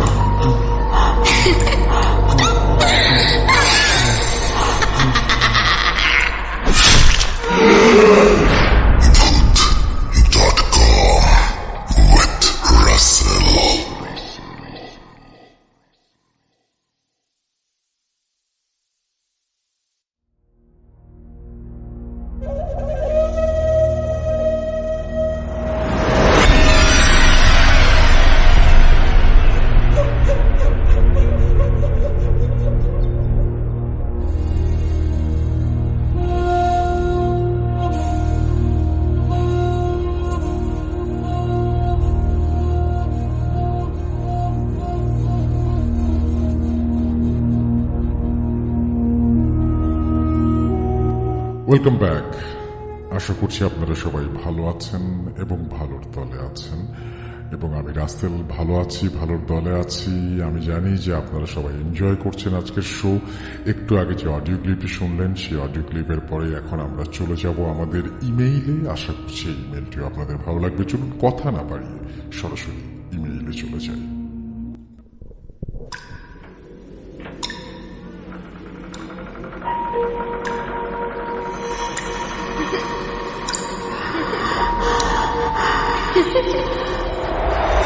লুকোচুরি খেলবে? লুকোচুরি?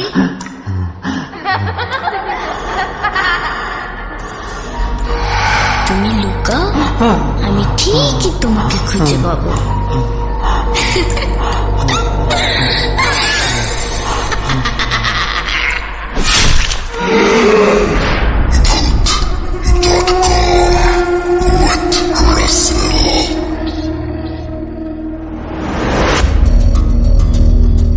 যেভাবে লেখা আছে আমি সেভাবেই শুরু করছি। আসসালামু আলাইকুম রাসেল ভাই, আশা করি ভালো আছেন। ওয়ালাইকুম সালাম। আপনি সর্বদা ভালোর দলেই থাকেন, তবুও আপনাকে আমি জিজ্ঞেস করলাম, কারণ মানুষের শারীরিক অবস্থা সবসময় সমান থাকে না। যদিও ভূত.কমের শ্রোতাদের ভালোবাসার কারণে, আল্লাহর দোয়ায় এবং আল্লাহর রহমতে আপনি সবসময় ভালোর দলেই থাকেন।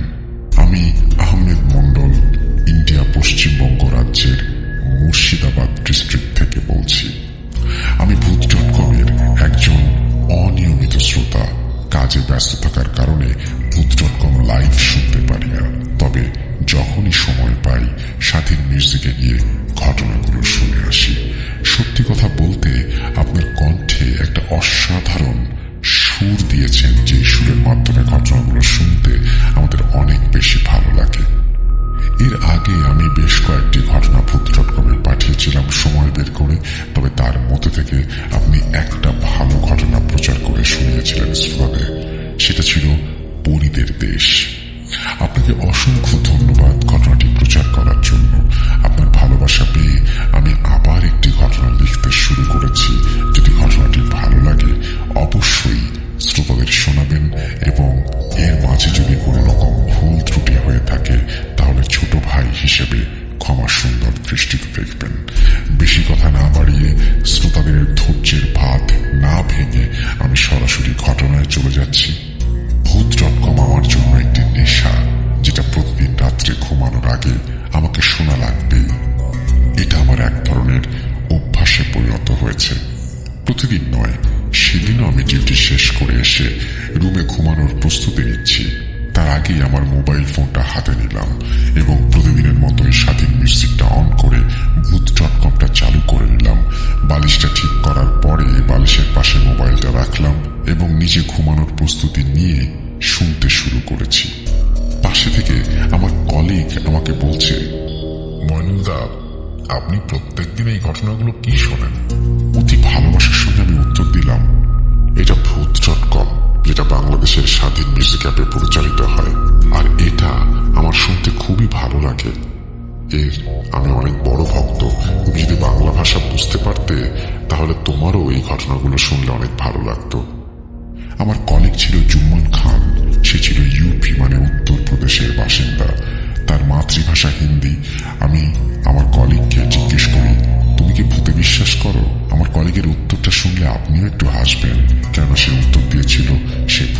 বিশ্বাস করে না, তবে তার একজন বন্ধুর সাথে অস্বাভাবিক একটা ঘটনা ঘটে গিয়েছিল, সে সেটা আমাকে জানায়। এই কথাটি শোনার পর আমি বিছানা থেকে উঠে বসলাম, মোবাইলটা হাতে নিয়ে ভূত.com শুনতে থাকা সেই ঘটনাটি স্টপ করলাম। আমি জুম্মনকে জিজ্ঞেস করলাম, কি ঘটনা ঘটেছিল তোমার বন্ধুর সঙ্গে? সে আমাকে উত্তর দিল, ভুলভাল বকছিল মনে হয়, আমি বিশ্বাস করি না। তবে আমিও নাছোড়বান্দা, ঘটনাটি শোনার জন্য তাকে খুবই জোরাজুরি করতে শুরু করলাম। অবশেষে সে রাজি হলো ঘটনাটি বলতে। তার ভাষায় সে যেভাবে শুনিয়েছিল আমি সেভাবে শ্রোতাদের বলার চেষ্টা করছি। আবারও ক্ষমা চেয়ে নিচ্ছি মাঝখানে যদি কোনো ভুল ত্রুটি হয়। এবার জুম্মান বলতে শুরু করলো,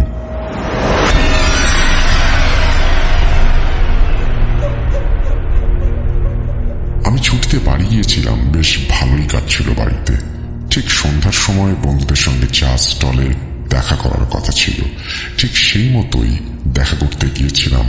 অনেকদিন পর বন্ধুদের সঙ্গে দেখা হয়েছে, অনেক কথার মজার হাসাহাসিও চলছিল। এর মাঝে আমার একজন বন্ধু আর একজন বন্ধুকে ঠাট্টা করে বলেছিল, তুই তো অনেক ভীতু, তোকে ভূত অনেক জ্বালায়। এই কথা শোনার পরে আমি তাকে জিজ্ঞেস করলাম, কি হয়েছে বন্ধু? ওই বন্ধুটার নাম ছিল আরবাজ খান। সে একজন মুসলিম ধর্ম বিশ্বাসী, ইসলামকে অনুসরণ করে। আর আমারও ধর্ম ইসলাম, ইসলাম পালন করি।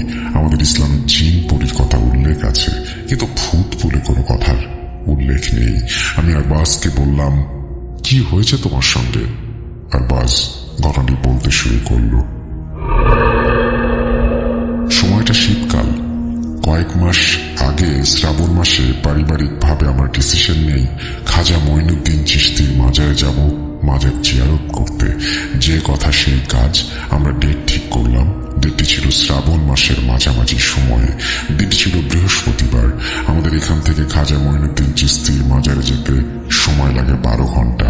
তো ঠিক সেভাবেই আমরা একটি বাসের টিকেট করলাম। বাসের সময় ছিল সন্ধ্যার দিকে, আর আমরা কবর জিয়ারত করব শুক্রবারের দিন। বৃহস্পতিবার সন্ধ্যাবেলা গুড়ি গুড়ি বৃষ্টি শুরু হয়েছিল। প্রকৃতির এই নিয়ামতের মাঝেই আমরা সবাই বেরিয়ে পড়লাম কবর জিয়ারতের জন্য। পাশে বাসে উঠে বসলাম পরিবারের সবাই। বাসটি আজমির শরীফের দিকে রওনা দিল। সুন্দর ঠান্ডা পরিবেশ আর বাসের মধ্যে চলতে থাকা স্লো মোশনের মিউজিক শুনতে শুনতে ভালোই কাটছিল সময়। এর মাঝে কখন যে তন্দ্রাভাব চলে এসেছে, হঠাৎ আমার তন্দ্রাভাবটি ছুটে গেল বাসের ব্রেক কষার কারণে, এবং শব্দ শুনে বুঝতে পারছি না কি হয়েছে। পরবর্তীতে বাস থেকে নেমে দেখলাম বাসের টায়ার পাংচার হয়ে গেছে। বাসের কন্ট্রাক্টর আমাদেরকে জানিয়ে দিল 10 থেকে 20 মিনিট লাগবে টায়ারটা চেঞ্জ করতে। সময় মতো টায়ার চেঞ্জ করে আবারও গাড়িতে উঠে বসলাম। বাসটি আবার রওনা দিল আজমির শরীফের দিকে। এবার বসে থাকতে থাকতে কখন যেন প্রকৃতির ঠান্ডা হাওয়ায় আর সেই বাসে চলতে থাকা স্লো মোশনের মিউজিকে ঘুমিয়ে পড়েছি। এবার আমার ঘুমটা ভাঙলো কিছু মানুষের হই হুল্লোড়ের কারণে। আমি ভীম রেখে উঠে বসলাম। আমার মোবাইলটা পকেট থেকে বের করে সময় চেক করে দেখলাম রাত্রি 2:30 বাজে। আসলে বাসটি থেমেছিল সবাইকে চা খাওয়ানোর জন্য, ফ্রেশ হওয়ার জন্য। ঘুম থেকে উঠে অস্বস্তি বোধ হচ্ছিল আমার। আমি বুঝতেই পারলাম আমার পেটে অনেক চাপ পড়েছে। চাপের কারণে আমি কন্ট্রাক্টর ভাইকে জিজ্ঞেস করলাম, আমরা যে ধাবাটিতে দাঁড়িয়েছি এখানে কি কোনো টয়লেট আছে? তিনি জানালেন, এই ধাবায় টয়লেট নেই। আপনি যদি ফ্রেশ হতে চান তাহলে রাস্তার ধারে যে কোনো জঙ্গলে গিয়ে আপনাকে ফ্রেশ হয়ে আসতে হবে। অস্বস্তি বোধ হচ্ছিল পেটে চাপ পড়ার কারণে। কন্ট্রাক্টর ভাইয়ের কাছে আমি জল চাইলাম। তিনি আমাকে ডিকি থেকে 1 বোতল জল দিলেন। বাস থেকে নেমে আমি যেটা দেখলাম পুরো রাস্তাটাই ফাঁকা, শুধু একটাই দোকান। সেখানে সবাই চা বিস্কিট খাচ্ছে যে যার মতো, এবং পার্সেল নিচ্ছে। আমার পরিবারে আমি বললাম ওদের যদি কিছু খাবার থাকে খেয়ে নিতে, যদি কেউ কিছু নেয়ার থাকে পার্সেল নিতে পারে। জলের বোতলটা নিয়ে আমি বাসের পিছন দিক দিয়ে জঙ্গলের দিকে এগোতে লাগলাম। অনেক ঝোপঝাড়। কিছু দূর গিয়ে একটা ফাঁকা জায়গা দেখতে পেলাম। রাস্তার 2 ধারে মনে হচ্ছে পুকুরের মতো ক্যানেল কাটা হয়েছে। আমি পুকুরের ক্যানেলের পাশে দিয়ে চাষের জমিতে গিয়ে বসলাম। ঘুম থেকে উঠে একটু গরমের কারণে অস্বস্তি বোধ করছিলাম, কিন্তু এখানে এসে প্রকৃতির এই সুন্দর ঠান্ডা হাওয়ায় আমার মেজাজটা অনেক শান্ত মনে হচ্ছিল। হু হু করে বাতাস বইছিল চারিদিক দিয়ে। প্রায় 5-7 মিনিট আমি টয়লেট করতে বসে আছি। কিছুক্ষণ পর আমার মনে হলো আবহাওয়াটা কেমন যেন থমকে গেছে। প্রকৃতির সেই সুন্দর ঠান্ডা হাওয়াটা আর নেই। চারিদিকটা কেমন যেন থমথমে হয়ে গেছে। পরিবেশটা যেন শব্দহীন হয়ে পড়েছে। এই মাঝে আমি লক্ষ্য করলাম পাশের ঝোপঝাড় থেকে একটা খসখস আওয়াজ। আমি ভাবলাম হয়তো কোনো কুকুর শেয়াল হবে, কিন্তু আওয়াজটা বেড়েই চলল। আওয়াজটা থেমে গেল একটা সময়, কেন জানি না। আমার টয়লেটটা করতে সময় লাগছিল। আমি চাইছিলাম তাড়াতাড়ি টয়লেট ছেড়ে বাসে চলে যাই। তৎক্ষণাৎ আমি শুনতে পাই একটা করুণ সুরে বাচ্চা কান্না করছে। আমি ভাবলাম কান্নাটা হয়তো ওই বাঁশঝাড় থেকেই আসছে, হয়তো বা কারো বাচ্চা ঘুম থেকে উঠে পড়েছে আর কান্না করছে। হ্যাঁ ঠিক, কান্নাটি বাসের দিক থেকে আসছে। এরপর আমি লক্ষ্য করলাম কান্নাটি যেন বাসের পেছন দিক থেকে দৌড়ে আমার সামনে ডান দিকে চলে গেল। মনে হচ্ছিল কেউ বাচ্চাটিকে নিয়ে দৌড়ে পালাচ্ছে। অতঃপর লক্ষ্য করলাম আমার ডান সাইডে জঙ্গলের মাঝখান দিয়ে ক্ষেতের জমিতে নেমেছে। আমি ভালো করে লক্ষ্য করতে চাইলাম, কিন্তু পুরো জমিটা জুড়ে শুধু বাচ্চার সেই কান্নার আওয়াজ। এরপর আমি পেছন দিক দিয়ে আবারও বাম সাইডের দিকে চলে যাই। এবার আমার শরীরের মাঝে একটু ভয়ের স্রোত বয়ে গেল। বাম পাশের হৃৎপিণ্ডে ধক ধক একটা কাঁপুনি উঠল। আমি বুঝতে পারছি না কি করব। বাম সাইডে পেছনের দিকে তাকালাম ভয়ে ভয়ে, কিন্তু সেই দিক থেকে কেউ নেই। আমি তাড়াহুড়া করে টয়লেটটি শেষ করার জন্য ব্যস্ত হয়ে পড়ি। অতঃপর আমার কানে একটি গোমড়ানো কুকুরের আওয়াজের মতো শব্দ হলো। এবার আমার মাথা কাজ করছে না, কি করব বুঝতে পারছি না। যা হয় হবে। আমি বাম সাইডে পেছনের দিকে তাকাতেই যেটা দেখলাম, আমার শরীর যেন জমাট বেঁধে গেল। আমার নিজের চোখকে আমি বিশ্বাস করতে পারছি না। এই কিছুক্ষণ কয়েক সেকেন্ড আগেই আমি পুরো জায়গাটা দেখেছি। এখন আমার চোখের সামনে বিশাল লোমযুক্ত বড় একটি কুকুর। কালো রঙের লোম, সাধারণ কুকুরের থেকে অনেক বড়, এবং তার চোখ জলজল করছে। মনে হচ্ছে সে সারাদিন কিছু খায়নি, ক্ষুধার্ত, রাগান্বিত। আস্তে আস্তে বাম দিক থেকে রাস্তার দিকে আসতে শুরু করেছে। আমি অবশ হয়ে পড়েছি এবং তাকিয়েই আছি, কি করব কিছু মাথায় আসছে না। এ কি দেখছি আমি? হঠাৎ কুকুরটা গিরগিটির মতো রং বদলাচ্ছে। এবার কুকুরটা আস্তে আস্তে একটা গরুর রূপ ধারণ করে, সাদা রঙের একটা গরু। আমি কিছুই বুঝতে পারছি না, ভাবতে পারছি না। চোখ বড় বড় করে দৃশ্যগুলো অনুভব করছি। গরুটি আস্তে আস্তে আমার সামনের দিকে আসে। আমি চাইছি তাড়াতাড়ি করে যেন ওখান থেকে উঠে আসতে পারি, কিন্তু আসল ঘটনাটি আমার জীবনে সব থেকে খারাপ মুহূর্ত, অস্বাভাবিক মায়াজাল ভৌতিক কাণ্ডটা ঘটে গেল। আমার চোখের সামনে গরুটি বড় বড় চোখ করে আমার দিকে তাকিয়ে থাকতে থাকতে একটি বৃদ্ধ মহিলা রূপে পরিণত হলো। তার চুলগুলো অনেক বড়, জটা বেঁধে আছে।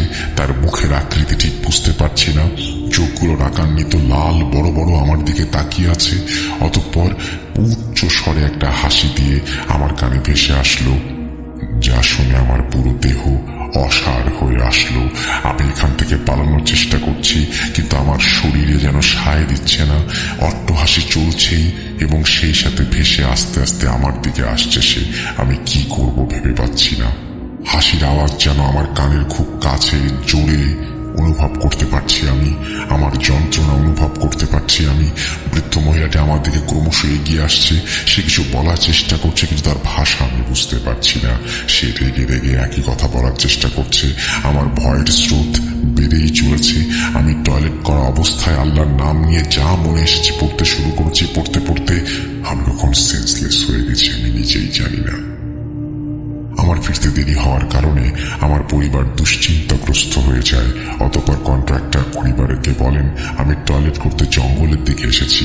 দেরি হওয়ার কারণে বাসের কন্ট্রাক্টর ভাই আমার পরিবার একসঙ্গে আমাকে খুঁজতে আসেন এবং আমাকে অজ্ঞান অবস্থায় তারা পান। বাসে নিয়ে যান তারা আমাকে আমার পরিবারের কাছে। আমার অবস্থা দেখে সবাই দোয়া কালাম পরে ফু দেন। সারা রাত্রি আমার জ্ঞান ফেরেনি। সকালবেলা আজমির শরীফে বাস স্ট্যান্ডে পৌঁছানোর পর কিছুক্ষণ পর আমার জ্ঞান আসে। তারপর আমরা পরিবারের সবাই মিলে কবর জিয়ারত করে বাড়ি ফিরে আসি। বাড়ি ফিরে পরিবারের সবাই আমাকে জিজ্ঞেস করেছিল কি হয়েছিল। আমি তাদেরকে রাত্রের পুরো ঘটনাটি বলি। অতঃপর আমাদের গ্রামেরই মসজিদের মৌলানা সাহেবকে এই ঘটনাটি শেয়ার করি। ঘটনাটি তিনি শোনেন। আমি মৌলানা সাহেবকে জিজ্ঞেস করি এটা আমার সঙ্গে কেন হয়েছে। তিনি আমাকে বলেন তিনি তার জিনের সাথে কথা বলে তারপরে জানাবেন। 2 দিন পরে মৌলানা সাহেব আমাকে জানান আমরা যে ধাবার সামনে দাঁড়িয়েছিলাম ওই জায়গাটি খুব একটা ভালো জায়গা ছিল না। ওইখানে বাস করত এক পিশাচিনী। সে সুযোগ পেলেই মানুষকে এভাবে ভয় দেখায় এবং মেরে ফেলারও চেষ্টা করে। তুমি বেঁচে গিয়েছ কারণ তুমি ভালো কিছু কাজ করতে যাচ্ছিলে। আল্লাহর অসীম রহমতে ওই চুড়েলের কাছ থেকে তুমি এই যাত্রায় বেঁচে গিয়েছ। তবে যিনি তোমাকে বাঁচিয়েছেন তিনি ভালো জিন ছিলেন। সেই রাস্তা দিয়ে যাচ্ছিলে তোমাকে বিপদে দেখে ওই পিশাচিনীর হাত থেকে তোমাকে রক্ষা করার জন্য। এই বলে মৌলানা সাহেব চলে যান। এই ছিল আরবাজ খানের জীবনে ঘটে যাওয়া একটি অস্বাভাবিক, মর্মান্তিক, হৃদয় কাঁপানো, লোমহর্ষক ভৌতিক ঘটনা। এই বলে জুম্মান আমার কলিগ ঘটনাটি শেষ করেন। রাসেল ভাই, আশা করছি শ্রোতাদের এই ঘটনাটি ভালো লেগেছে। বিশ্বাস করা আর না করাটা সম্পূর্ণ শ্রোতাদের উপরে ছেড়ে দিলাম। বেশ কয়েকটি ঘটনা আমার জানা আছে, সেগুলো আমার দাদার কাছ থেকে শুনেছি। সময়ের কারণে লিখে উঠতে পারছি না। দোয়া করবেন যদি সময় বের করতে পারি ভূত.com-এর সাথে শেয়ার করব, শ্রোতাদের জন্য লিখে পাঠাবো। ভালো থাকবেন সবাই। আসসালামু আলাইকুম। এই বলে তিনি তার ঘটনা শেষ করেছেন এবং আহমেদ মইনুল মন্ডল তারপরে তার ফোন নাম্বারটি শেয়ার করেছেন। থ্যাংক ইউ সো মাচ আপনার ঘটনার জন্য। আশা করছি এই ঘটনাটি আপনাদের ভালো লেগেছে। যদি ভালো লাগে অবশ্যই আমাদের জানাবেন। আমরা অপেক্ষায় থাকব আপনার ঘটনা পাওয়ার এবং আপনাদের কাছ থেকে ফিডব্যাক জানার। এবং আশা করব যে আমাদের ইমেল অ্যাড্রেস আপনাদের মনে আছে, তারপরে আর একবার মনে করে দিয়ে আমাদের ইমেল অ্যাড্রেস হচ্ছে russell.booth.com@gmail.com। আপনারা ঘটনা পাঠান, আমরা চলে যাব আমাদের পরবর্তী ঘটনায়।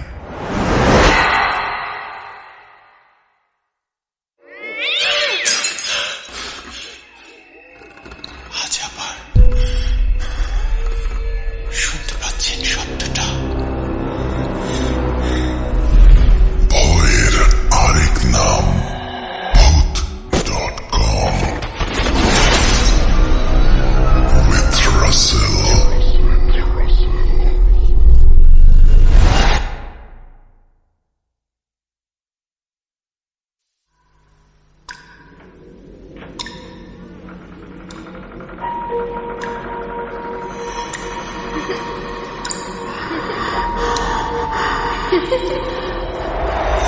লুকোচুরি খেলবে? লুকোচুরি?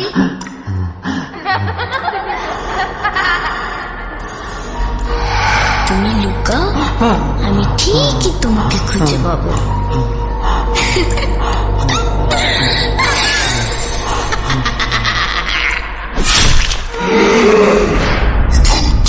Voot.com with Russell।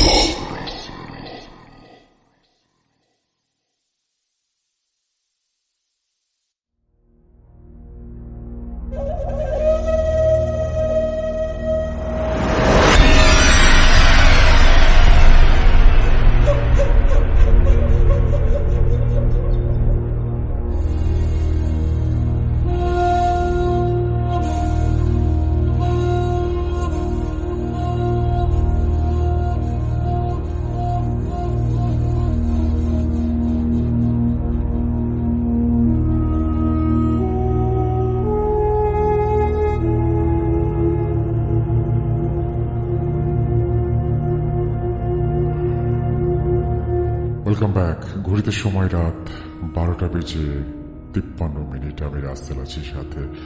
সবাই জয়েন করতে শুরু করেছেন এখন। মাঝখানে মনে হয় একটু ঝামেলায় পড়েছিলেন সবাই।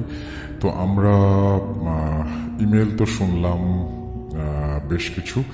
আমরা এখন একটু সরাসরি চলে যাব অডিও ক্লিপে আবারও, এবং আশা করছি এই অডিও ক্লিপটি আপনাদের ভালো লাগবে। আমাদের ইমেল অ্যাড্রেস russell.booth.com@gmail.com। আপনারা সবাই জানেন সেটা, এবং আমরা আপনাদের ঘটনা অপেক্ষা আছি। সামনে কোরবানির ঈদ এবং কোরবানির ঈদের কন্টেন্ট আমরা এখনই নেওয়া শুরু করেছি। আপনারা প্লিজ ঘটনা পাঠান। আমরা চলে যাচ্ছি আমাদের পরবর্তী ঘটনায়। You never were alone।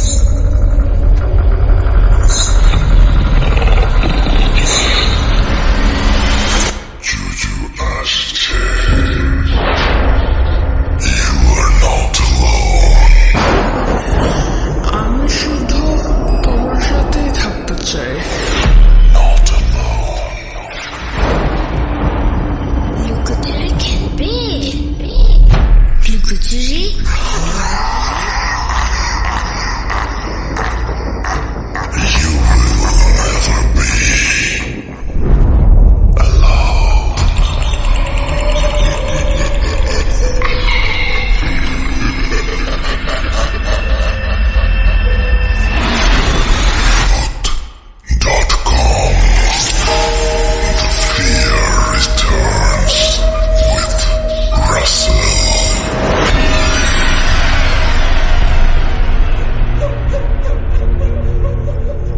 আসসালামু আলাইকুম রাসেল ভাই, আশা করি ভালো আছেন, কারণ আপনি সবসময় ভালোর দলেই থাকেন। আমি জুবাইর ইসলাম বলছি, সিরাজগঞ্জ জেলা সদর থানা থেকে। তো আজকে আমি একটা ঘটনা শেয়ার করব। এই ঘটনাটি একজন অ্যাম্বুলেন্স চালকের ঘটনা। তো ঘটনাটি যদি ভালো লাগে তাহলে অবশ্যই প্লে করে শোনাবেন। তো আমি এই ঘটনাটি যার কাছ থেকে শুনেছি সে তার নাম প্রকাশে অনিচ্ছুক, সে আমাদের এলাকারই। তো যাই হোক, আমি ঘটনাটি চলে যাই। তো এই ঘটনাটি 2014 কিংবা 15 সালের দিকে হবে। তো একদিন যিনি এই অ্যাম্বুলেন্স ড্রাইভার, তিনি আমাদের এই সিরাজগঞ্জ সদর হাসপাতাল থেকে একটা অ্যাক্সিডেন্টের রোগী নিয়ে বেলকুচির পরে যে এনায়েতপুর আছে, তো সেইখানে যায়। তো সে একাই ছিল চালক হিসেবে, তার সাথে কেউ হেল্পার ছিল না কোনো। তো তিনি এই লাশটা নিয়ে এনায়েতপুর যেতে রাত 12টা বেজে যায়। তো সেখানে তিনি লাশটা নামিয়ে দিয়ে ভাড়া নিয়ে ব্যাক করে সিরাজগঞ্জ সদরের দিকে। তো এই ব্যাক করে বেলকুচি পার হয়ে সায়দাবাদের আগে একটা জায়গা আছে যেটাকে সারটিয়া বলে। তো ওইখানে আসার পর রাস্তাটা একদম নির্জন ছিল, কোনো গাড়ি ঘোড়া কিংবা ওইখানে আশেপাশে রাস্তার আশেপাশে কোনো দোকানপাট ছিল না। তো ওইখানে এসে হঠাৎ করেই যেহেতু তার সাথে কোনো হেল্পার ছিল না, সে গাড়িতে একাই ছিল।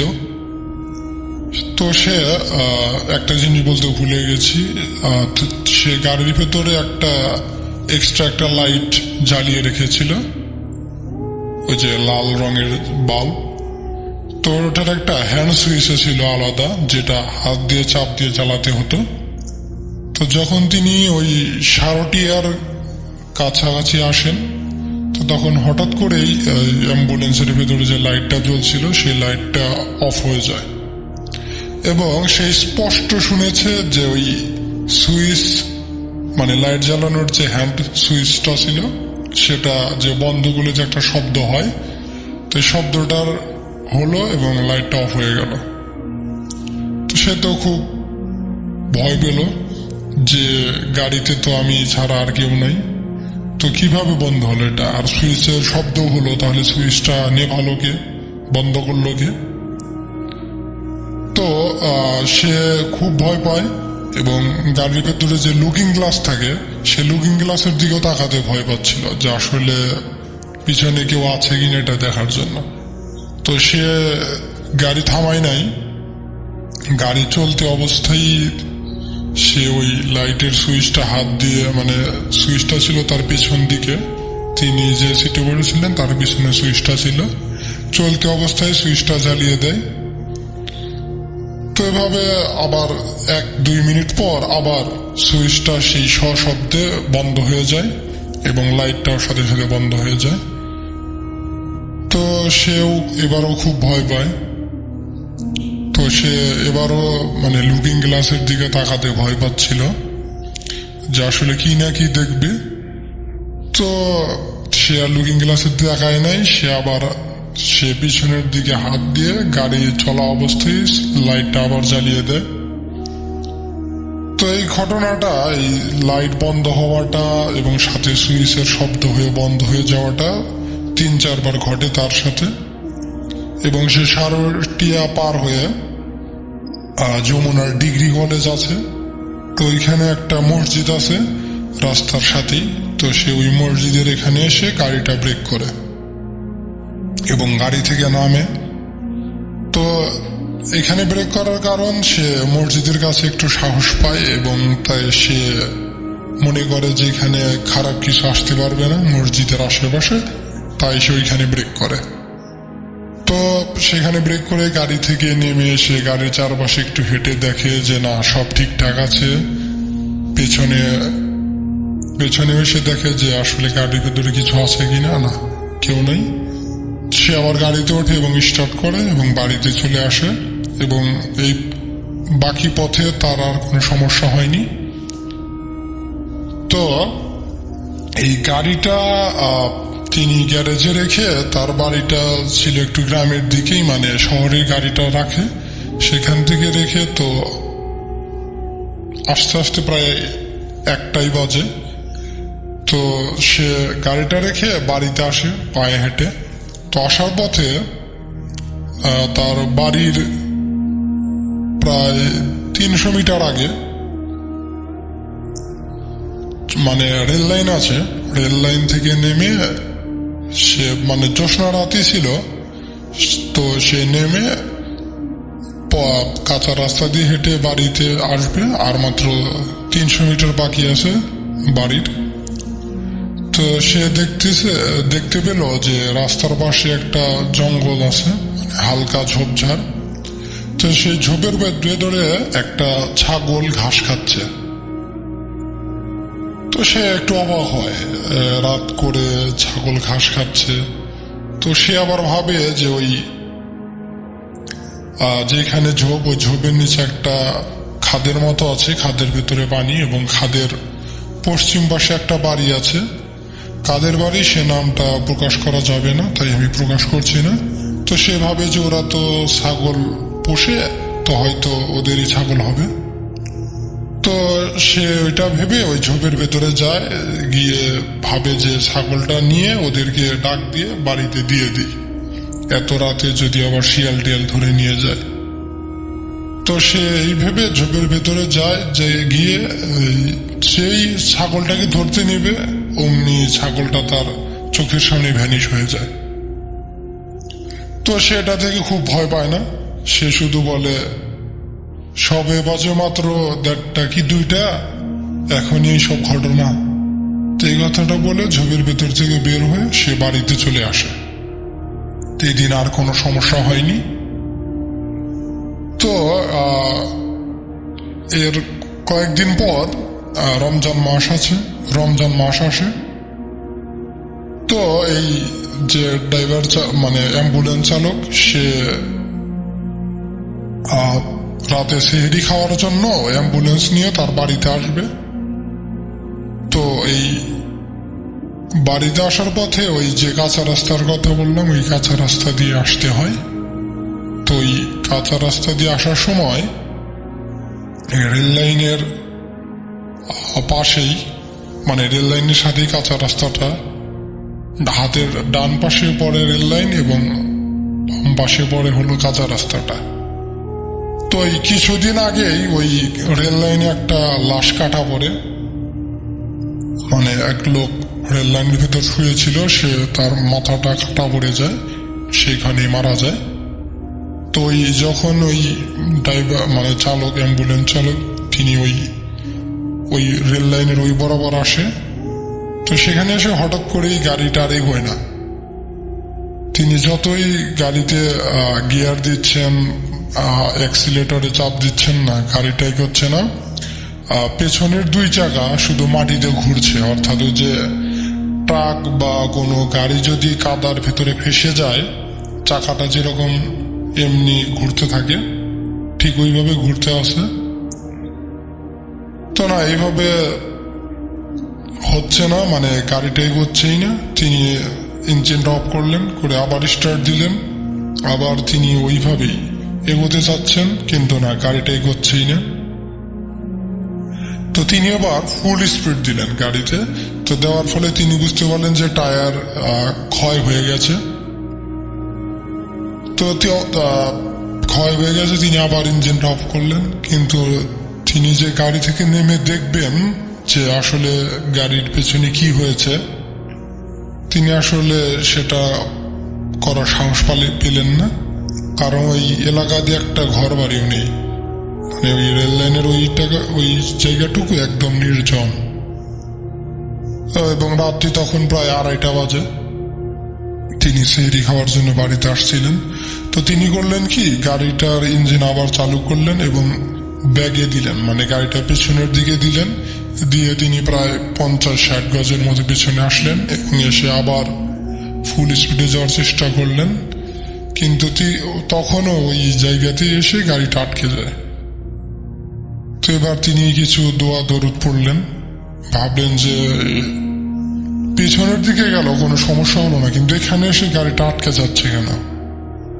তো তিনি দোয়া দরুদ পড়ে আবার গাড়িটাকে স্টার্ট করলেন, করে এবার আর কোনো সমস্যা হলো না। তিনি গাড়িটা চালিয়ে তার বাড়িতে আসলেন এবং এসে সেহরি খেলেন, কিন্তু তার বাড়িতে এসে কাউকে এই ঘটনাটা বললেন না যে গাড়িটা ওইখানে এসে এরকম হয়েছে। তো তিনি সেহরি খেয়ে ঘুমিয়ে পড়েন। তো তিনি স্বপ্নে দেখলেন, স্বপ্নে মানে ওই দিন রাতে স্বপ্নে দেখলেন যে কেউ একজন তাকে বলছে যে তুই এখানে গাড়ি থেকে না নেমে খুবই ভালো কাজ করেছিস, যদি আজকে গাড়ি থেকে ওইখানে নামতি তাহলে তুই আর বাড়িতে ফিরতে পারতি না। তো এই স্বপ্নটা দেখার পর পরের দিন তিনি তার মাকে এই ঘটনাটা শেয়ার করেন। তো তার মা তাকে বলে ওই রাস্তা দিয়ে আসার কি দরকার ছিল, আর রাত করে আসার কোনো দরকার নাই তোমার। তো এই রমজান মাসেরই তার 2 থেকে 3 দিন পর তিনি যখন ডিউটিতে ছিলেন না, বাড়িতেই ছিলেন, তো তিনি সেহরি খেয়ে তার বাড়ির পাশের এক ভাইকে নিয়ে মসজিদে যাবেন ফজরের নামাজ পড়ার জন্য। তো তিনি ওই রাস্তাটা দিয়ে যাচ্ছিলেন যেখানে ওই যে গাড়িটা আটকে ছিল এবং রেল লাইনের ওইখানে মানুষটা কাটা পড়েছিল ওইখানেই। তো যাওয়ার পথে দুইজন কথাবার্তা বলতে বলতে যাচ্ছিলেন। তো হঠাৎ এই অ্যাম্বুলেন্স চালক যিনি, ওনার চোখটা পড়ে রেল লাইনের উপরের দিকে। তো তিনি এক নজরই দেখেছেন, তিনি তাকে দেখলেন যে একজন সাদা জুব্বা পরা, মাথায় পাগড়ি আছে, দাড়িও সাদা, ওই রেল লাইনের উপরে বসে আছেন, তার দিকে তাকিয়ে আছেন। তো তিনিও কিছুক্ষণ তার দিকে তাকিয়ে থাকলেন। থাকার পর তিনি আর তার পাশের যে তার ভাই আছে তাকে আর কিছু বললেন না যে দেখো তো এটা কি, তিনি আর এরকম কিছু বলেন নাই। তো তিনি চোখটা একটু কিছুক্ষণের জন্য সরানোর পর আবার তাকান, দেখেন যে না, কেউ নাই। তো তিনি মসজিদে যান, নামাজ পড়েন। তো নামাজ শেষে তার ভাই বলেন যে চলো বাড়িতে যাই। তো তিনি বলেন যে না, একটু দেরি করে যাই, তখন মানে বর্ষা হয় নাই আকাশ। তো তিনি বলেন থাকো, একটু হুজুরের বয়ান শুনে যাই। তো বলে আচ্ছা। তো একটু যখন আকাশ হালকা পরিষ্কার হয় তখন তারা দুজন বাড়ির দিকে রওনা হয় এবং সেখানে এসে দেখেন যে না, এখানে কেউ আর নাই। তো রাসেল ভাই, এইটাই ছিল আসলে মানে ওনার কাছ থেকে শোনা আমার ঘটনা। তার কাছ থেকে আমি শুনেছি যেভাবে, তিনি নাম প্রকাশে অনিচ্ছুক। তো যাই হোক, ঘটনাটা যদি ভালো লাগে তাহলে অবশ্যই শেয়ার করবেন, একদম সত্যি ঘটনা। আপনি যদি চান আমি তার নামটা আপনার জন্য শেয়ার করতে পারি। তো যাই হোক রাসেল ভাই, ভালো থাকবেন, ধন্যবাদ।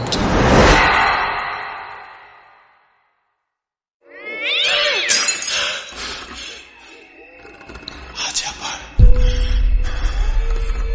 শুনতে পাচ্ছেন শব্দটা? ভয়ের আরেক নাম ভূত.com with Russell.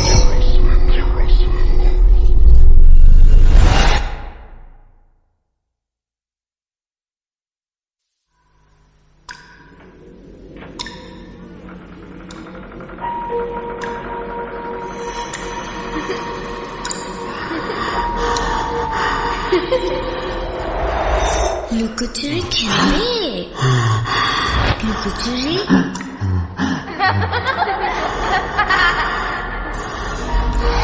তুমি লুকাও, আমি ঠিকই তোমাকে খুঁজে পাবো।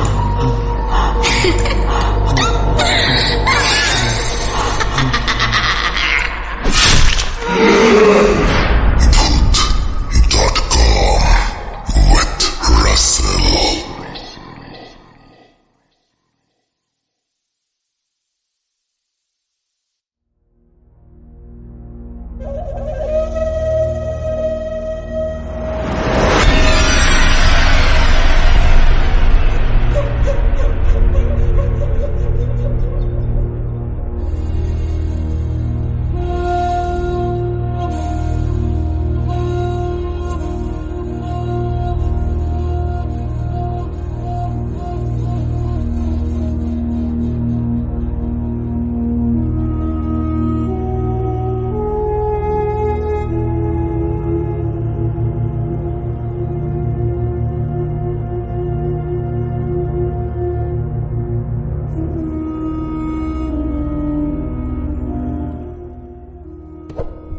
Welcome back. ঘড়িতে সময় রাত 1:08। আমি রাসেল আছি সাথে, এবং এখনো চলছে ভূত.com। আপনারা সবাই সাথে আছেন। কথা না বাড়িয়ে ঘটনায় চলে যাব। চলুন শুনে আসি।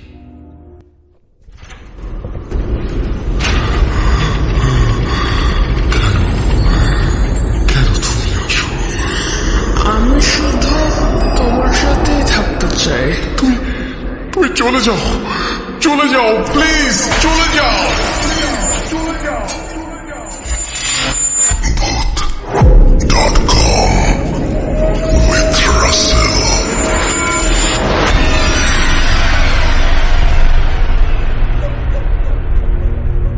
আসসালামু আলাইকুম।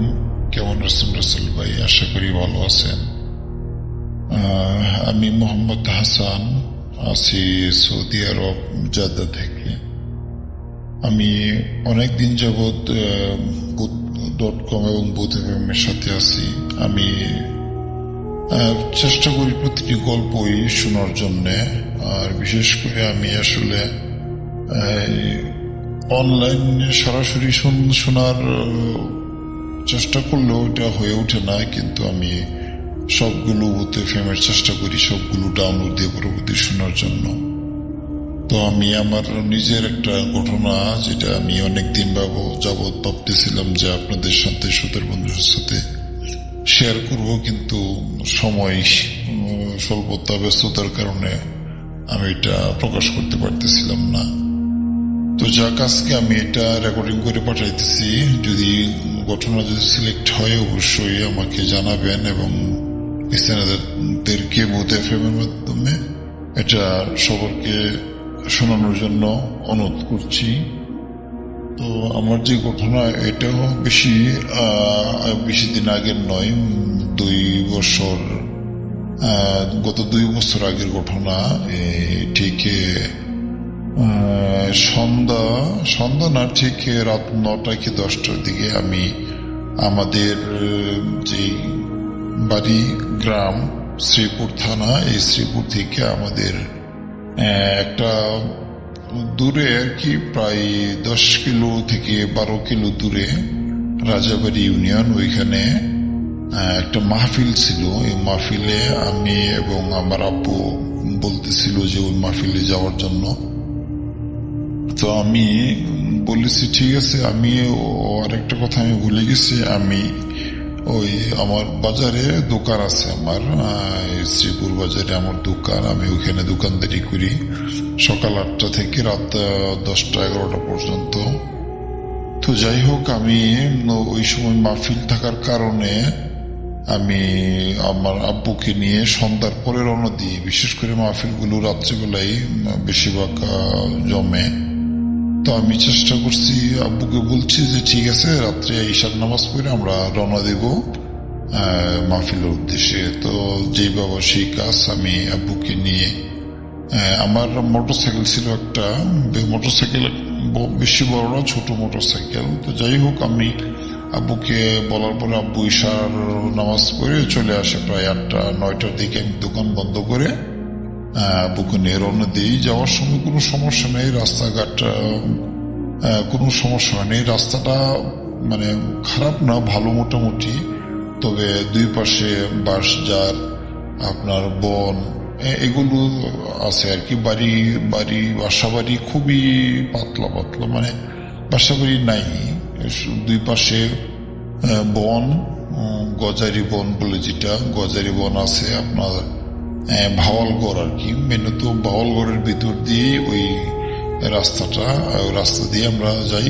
ওই রাস্তাটা রাত্রেবেলা সাধারণত এই রাস্তায় কখনো বাস চলাচল করে না, শুধুমাত্র সিএনজি এবং অটো রিক্সা এগুলোই চলে সবসময়। তো ওই রুটে রাত্রেবেলা খুব কম সিএনজি বা অটো রিক্সা রাত্রেবেলা খুবই কম হয়, চলাচল করে। তো যাই হোক, আমরা যাচ্ছিলাম মোটরসাইকেল দিয়ে। আমরা সময় মতো প্রায় আধা ঘন্টা মোটরসাইকেল ড্রাইভ করে আমরা মাহফিল চলে যাই। কিন্তু ওই সময় মাহফিল পুরোপুরি এখনো মানে জমে নাই আর কি। তো যাই হোক, আমরা মাহফিলে গিয়ে বসছি, মোটরসাইকেল আমি একটা সাইডে পার করে মাহফিলে বসছি। 10 মিনিটের মতো হবে, তখনই হঠাৎ করে বাতাস, ঝড় শুরু হয়ে গেছে। এবং এটা ঝড় হওয়ার সম্ভাবনা ছিল আগে দিয়ে, তবে আমরা ভাবছিলাম যে মনে হয় আকাশ পরিষ্কার, ঝড় হবে না। হ্যাঁ, এরকম ভেবে আমরা রাত্রেবেলা তো আমরা তেমন একটা আকাশের পরিস্থিতি রাত্রেবেলা বিদায় বুঝতে পারিনি। যাই হোক, 10 মিনিট পরে প্রচুর বাতাস, এমন বাতাস যে বাতাসের কারণে এই মাহফিলে যে প্যান্ডেলগুলো ছিল, ওই প্যান্ডেলগুলো প্রায় ছিঁড়ে যাচ্ছে, প্যান্ডেলের পর্দাগুলো। যাই হোক, আমরা তাড়াতাড়ি ওই মাহফিলের প্যান্ডেল থেকে বের হয়ে কিছু দোকানপাট আছে, দোকানপাটের বারান্দার মধ্যে আশ্রয় নিয়ে আমরা বসে থাকি। তারপরে শুরু হয় বৃষ্টি, মুষলধারে বৃষ্টি আর বাতাস। এত বৃষ্টি, এত বাতাস, যার কারণে পরবর্তী মাহফিলটা আর হয় নাই। বাতাসের কারণে আপনার প্যান্ডেলের যত কাপড় পর্দা ছিল উপরে এবং সাইড দিয়ে, এই সব পর্দা বাতাসের কারণে সব ছিঁড়ে যায়। তো পরবর্তী আর মাহফিলটা হয় নাই। তো আমরা কতক্ষণ, প্রায় ঘন্টাখানেক হবে বৃষ্টি হয়েছিল। বৃষ্টি একবারে না কমলে তো আর আমরা মোটরসাইকেল দিয়ে ড্রাইভ করে আসা সম্ভব না। যাই হোক, পরে আব্বু বলতেছে তো মাহফিল তো আজকে হবে না, তো আমরা চলে যাই। তো পাশের কিছু দোকানপাট, মাহফিলের কারণে প্রায় রাত্রেবেলা সব দোকানপাটই মোটামুটি খোলা ছিল। তো বৃষ্টির কারণে এবং মাহফিল হবে না, বৃষ্টির পরপরই, বৃষ্টি কিছু থামার পরপরই প্রায় সব দোকানপাট বন্ধ হয়ে গেল এবং আশেপাশের মানুষ যারা ছিল যে যার বাড়ির দিকে রওনা দিল। তো আমি আর বলছি তাহলে তো আর বসে থেকে লাভ নাই, চলেন আমরা রওনা দিই। তো মাহফিল থেকে আমরা রওনা দিই বলে আমি রওনা দিয়ে গেলাম, বাড়ির উদ্দেশ্যে রওনা দিলাম। তখন রাত প্রায় 11টা বাজে এরকম। তো আমরা মেন রুট ছেড়ে ওই আবার এই রাস্তা দিয়ে আসছিলাম, ভাওয়ালগড়ের ভিতর দিয়ে, ওই রাস্তা দিয়ে আসা শুরু করছি। আমি ড্রাইভ করতেছি, তখন কিন্তু গুড়ি গুড়ি বৃষ্টি হচ্ছে এবং বাতাস আছে, তবে এত বেশি না, হালকা। তো যাই হোক, কিছু দূর 5 মিনিট থেকে 10 মিনিট ড্রাইভ করার পরেই দেখি রাস্তার দুপাশে যে গাছ, বিভিন্ন বাঁশঝাড়, এগুলো কিছু বাঁশ আপনার ঝড়ের কারণে রাস্তার উপর পড়ে আছে। তো রাস্তা এইভাবে বাঁশ, আস্তে আস্তে আমি মোটামুটি ড্রাইভ করে যাচ্ছিলাম। মোটরসাইকেলের স্পিড সম্ভবত 30 থেকে 35 এরকম আর কি, আর বেশি ছিল না। 30, 35, 40 এর ভিতরে ড্রাইভ করে যাচ্ছি। তবে রাস্তা খারাপ ছিল না, কিন্তু গুড়ি গুড়ি বৃষ্টির কারণে, আর মোটরসাইকেল তো আমি আগেই বললাম মোটরসাইকেলটা ছোট ছিল, এই কারণে হেডলাইটের আলো ওইরকম বেশি ছিল না। যাই হোক, মোটামুটি, এবং এই রাস্তাটা অপরিচিত রাস্তা না। এই রাস্তাতে দিনে বা অন্যান্য সময় আসা যাওয়া হয়েছে আমার, এই রাস্তাগুলো অপরিচিত রাস্তার সাথে। আবার রাস্তা খারাপ না, ভালো রাস্তা, ফ্রেশ রাস্তা। তো আসতেছি, তো কতক্ষণ আসার পরে, প্রায় 20 মিনিট আসার পরে হঠাৎ করে মোটরসাইকেল নিয়ে আমি যাচ্ছি। সামনে একটা মোড় ছিল, এই মোড় থেকে দেখলাম একটা বাইসাইকেলে চড়ে একটা লোক আমার মোটরসাইকেলের একটু প্রায় 10 থেকে 20 মিটার আগে একটা গলি, রাস্তার পার্শ্ব রাস্তা দিয়ে সে আসলো। এসে আমার মোটরসাইকেলের ঠিক সামনে সে বাইসাইকেল চালিয়ে যাচ্ছে। কিন্তু আমি যে পিছনে মোটরসাইকেল আমি চালিয়ে যাচ্ছি, আমার মোটরসাইকেলের স্পিড প্রায় 30, 35, 40 এরকম হবে সম্ভবত। কিন্তু সামনের যে বাইসাইকেল, আমি আমার হেডলাইটের আলোতে মোটামুটি দেখতে পাচ্ছি সামনের বাইসাইকেল, ও একটা লোক বাইসাইকেল চালাচ্ছে। তার মনে হচ্ছে যে ও মনে হয় ওয়াজ মাহফিল থেকে ফিরছে, এরকম মনে হচ্ছে। পাঞ্জাবি পরা, পায়জামা পরা, সাদা, মাথায় টুপি আছে। কিন্তু এই যে সে চালাচ্ছি, আমি যে মোটরসাইকেল পিছনে চালাচ্ছি, আমার স্পিড বেশি না, 30-35, তো তারপরও আমি কোনো অবস্থাতেই কোনোভাবেই ওই বাইসাইকেলকে ওভারটেক করতে পারতেছি না। মোটরসাইকেলটা মনে হচ্ছে সে সাইকেলের উপর বসে আছে, শুধু সে পেডেল মারছে কিনা এরকম কোনো কিছু বুঝতে পারতেছি না, মনে হয় না। আমি আসতে মানে তখন হালকা প্রথমে ভয় পাই নাই, পরে একটু ভয় পেয়ে গেছি। পিছনে আব্বু ছিল, আব্বুকে বলছে, আব্বু দেখেন তো সামনে এটা কি বাইসাইকেল নাকি? আব্বু বলতেছে হ্যাঁ হয়তো একটা সাইকেল দেখতেছি। কিন্তু আমি বললাম আব্বুকে যে সাইকেল, কিন্তু আমি তো সাইকেলকে ওভারটেক করতে পারতেছি না। তো এটা কি, আমি তো মোটর সাইকেলে যে স্পিড আছে ওই স্পিডে তো সাইকেল কোনোভাবেই এত স্পিডে যাওয়া সম্ভব নয়, কিন্তু আমি তো ওভারটেক করতে পারতেছি না। তো তখন আব্বু কিছু মানে সম্ভবত আব্বু আন্দাজ করতে পারছিল যে হয়তো বা মোটর সাইকেল এটা কোনো একটা প্রবলেম হতে পারে আর কি। তো আব্বু দোয়া দুধ পড়তে লাগলো, আমাকেও বললো দোয়া দুধ পড়তে। তারপরে মোটরসাইকেল চালানোর অবস্থায় বুঝতেই পারছেন একটু ভয় কাজ করতেছিল। আমি বলছি যে ঠিক আছে, আমি মোটরসাইকেল স্পিড কমায় দেই, দেখি ও আমার থেকে আগে যায় কিনা। আমি মোটরসাইকেল প্রায় 10-10-এর মধ্যে নিয়ে আসলাম এবং খুবই আস্তে আস্তে যাচ্ছি। কিন্তু আমি ওই আস্তে আস্তে যাওয়ার পরেও দেখি ওইটা ডিফারেন্স সেম, আগেও যাচ্ছে না পিছেও হচ্ছে না। তারপর আমি কি করলাম, আমি আবার মোটরসাইকেল স্পিড বাড়াই দিলাম। বাড়াই দিতে দিতে প্রায় আমি রাস্তা যেটুক ছিল আমি প্রায় 40 টান দিয়েছি, 40-45 এরকম। কিন্তু তারপরও আমি ওই মোটরসাইকেল দিয়ে বাইসাইকেলকে ধরতে পারলাম না।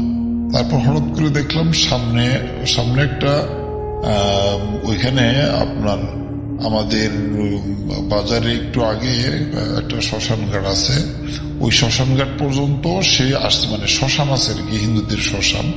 হ্যাঁ, ওইখানে হিন্দুদেরকে পোড়ানো হয় ওইখানে। তো আমরা এখানে ওইটার আগ পর্যন্ত প্রায় 20 মিনিটের মতো আমি মোটরসাইকেল তার পিছনে ছিলাম আমি, কিন্তু তাকে ওভারটেক করতে পারি নাই। হ্যাঁ, তারপর ওই শ্মশানের পাশ দিয়ে একটা রাস্তা চলে গেছে। আমরা দেখলাম যে মোটরসাইকেল থেকে আমরা দেখতে পেলাম যে বাইসাইকেলটা ওই শ্মশানের পাশের রাস্তা দিয়ে ওই দিকে চলে গেল। তারপর আমরা আর কোনো কিছু দেখি নাই, আমরা মোটরসাইকেল দিয়া সোজাই বাড়িতে চলে আসলাম এবং বাড়িতে এসে গোসল টোসল করে দোয়া দুরুদ পরে তারপর আমরা ঘুমালাম। তো এই হলো আমার ঘটনা। আসতে ভাই, যদি ঘটনার রেসপেক্ট হয় অবশ্যই শোনানোর অনুরোধ রইল। আসসালামু আলাইকুম।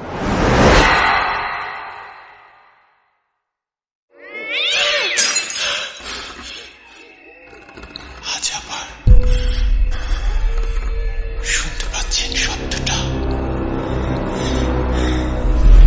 ভয়ের আরেক নাম ভূত.com with Russell.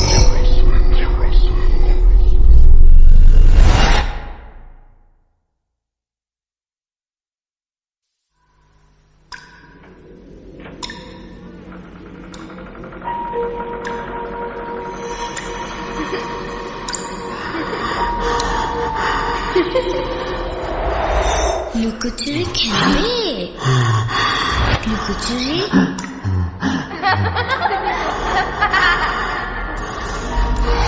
তুমি লুকাও, আমি ঠিকই তোমাকে খুঁজে পাবো।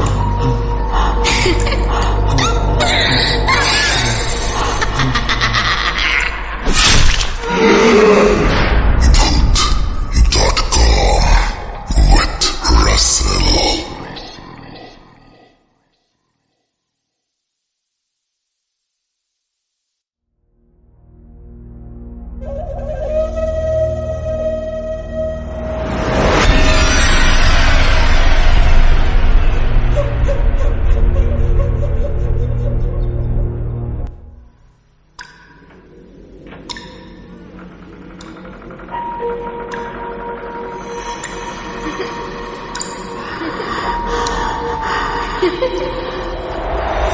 লুকোচুরি খেলবে? লুকোছো রে?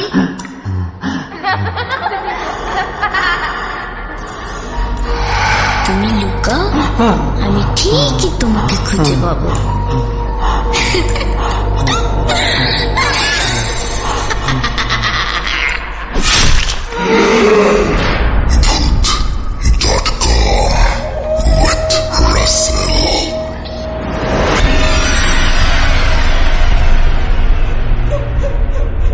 আসসালামু আলাইকুম রাসেল ভাই, কেমন আছেন সেটা বললাম না।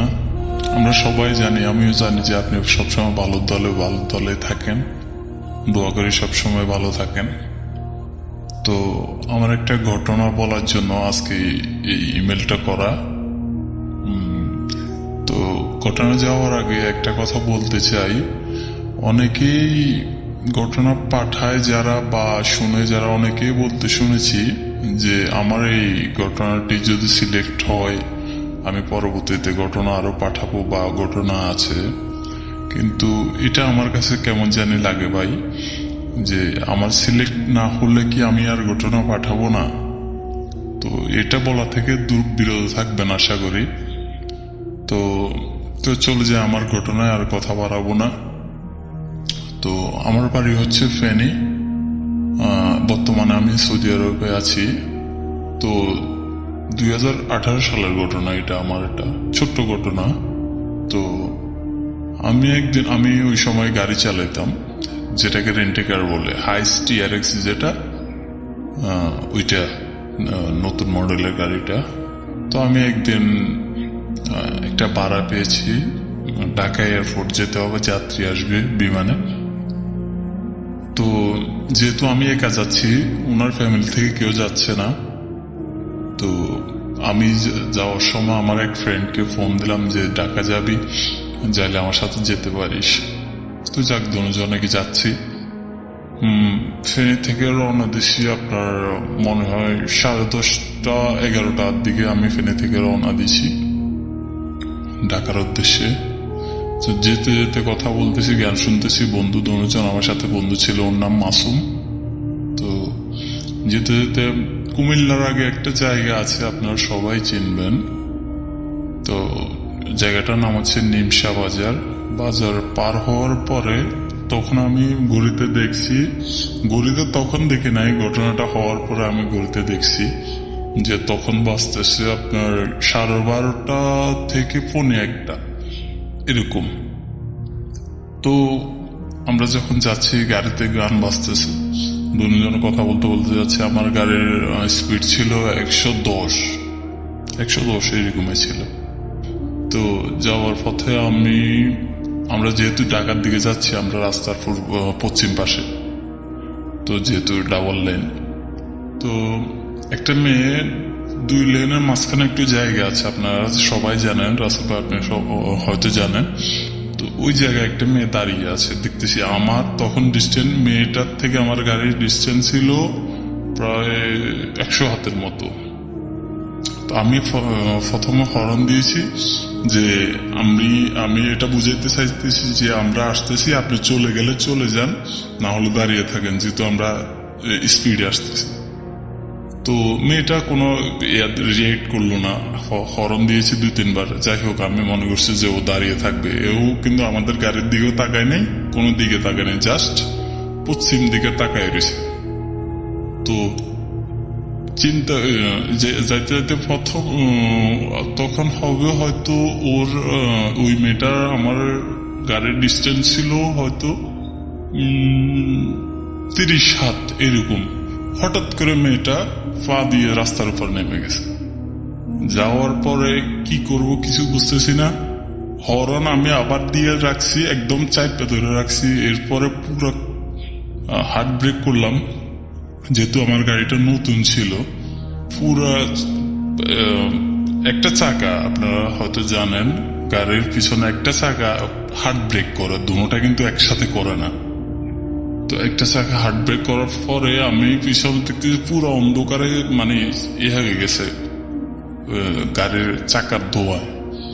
তো আমি পুরো হার্ট ব্রেকের উপরে যাচ্ছি, মেয়েটা রাস্তার উপরে পাড়া দিয়ে পশ্চিম দিকে যাচ্ছে। ব্রেক করার উপর এমনের উপরে গাড়ি আমার যতটুকু গেছে আমার ধারণা যাইতে যাইতে যাইতে আমি আর ব্রেক ছাড়ি না, যাইতে যাইতে যাইতে যাইতে একদম মেয়ের একদম মানে ওই দিন আমি এটা অবাক গেলাম যে আল্লাহ হয়তো আমার ওই দিন বাঁচাইছে। তো যাইতে যেতে মেয়েটা যেখান দিয়ে ক্রস হচ্ছে ওইখানে যাই আমার গাড়ি দাঁড়াইছে। বিশ্বাস করবেন রাসেল ভাই, মানে আমার ওই সময় যে কিরকম লাগছিল আমি নিজে বোঝাতে পারবো না। তো এরপরে মেয়েটার পরনে ছিল স্কুল ড্রেস ছিল না, একটা ব্যাগ ছিল, বোঝা যাচ্ছে যে এটা একটা ছাত্রী এরকম স্টুডেন্ট। তো মেয়েটার পরনে একটা 3 পিস ছিল, কিন্তু ফেসটা আমি দেখতেছি না, ওড়না দিয়ে ঢাকা ছিল। ওড়নার এক পাশ হাওয়ায় একদম মানে ইয়া করতেছে। তো মেয়েটার এমন জায়গা যাই আমার গাড়িটা দাঁড়াইছে, মেয়েটা ক্রসিং হচ্ছে, মেয়েটার গায়ের ওড়না আমার গাড়ির সাথে বাম্পারের সাথে লাগতেছে, আমি দেখতেছি গাড়ি দাঁড়াই গেছে। এরপরে মানে আমরা দুজন হতবাক, একদম গাড়ির পিছনেতে কিছু দেখা যাচ্ছে না ধোঁয়ার কারণে, চাক্কা যেহেতু স্লিপ করে আসছে। তো এরপরে মেয়েটা চলে আসছে, আমরা দুজন অবাক হয়ে গেছি, গান চলতেছে গাড়ির ভিতরে, এগুলো তো আর অফ করার কোনো টাইম না। আমার হর্নটা তখন পর্যন্ত আমার হাতের ভিতরে ছিল, বাঁচতে চলছে হর্ন। তো এরপরে মেয়েটা এদিকেও তাকায় নাই ওইদিকেও তাকায় নাই, সিধা পশ্চিম দিকে তাকায় রয়েছে, যাচ্ছে। যাওয়ার পর মেয়েটা যখন আমার গাড়ি ক্রস করে রাস্তার পাশে এতটুক গেছে, আমি তখন যে গাড়িটা দাঁড় করায় কিছু বলবো, যেহেতু রাগ উঠতেই পারে ভাই, কিছু বলবো, আমি 5 থেকে 6 হাত সামনে যাইয়া গাড়ি ব্রেক করছি যে কিছু বলবো মেয়েটারে যে পাগল নাকি না হলে কিছু যেটাই। এরপরে গাড়ি থেকে নামার পরে আমি পিছনের দিকে গাড়ি থেকে নামি নাই, আমি পিছনের দিকে তাকাইছি। বিশ্বাস করবেন রাসেল ভাই, মানে আমার এখনো মানে এরকম ভয় লাগতেছে।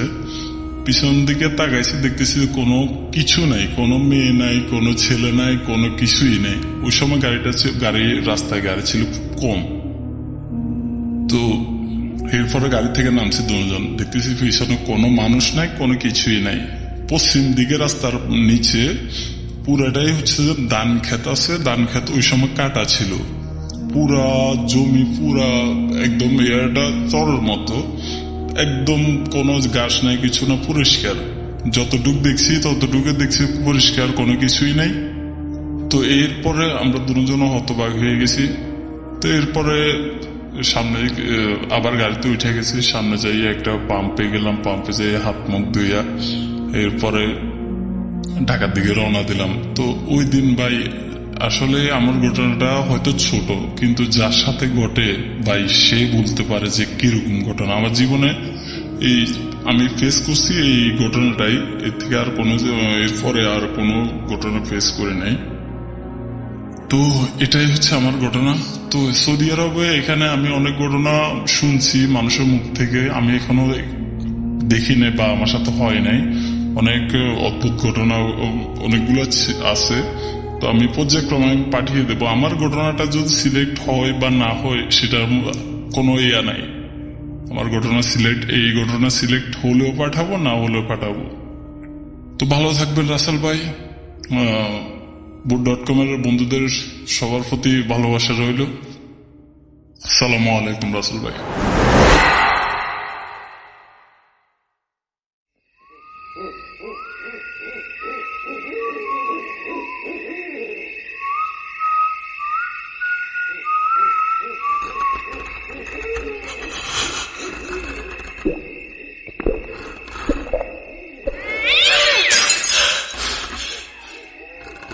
আজ আবার শুনতে পাচ্ছেন শব্দটা? আমার আয়নার ভিতরে রোজ এভাবেই আসে।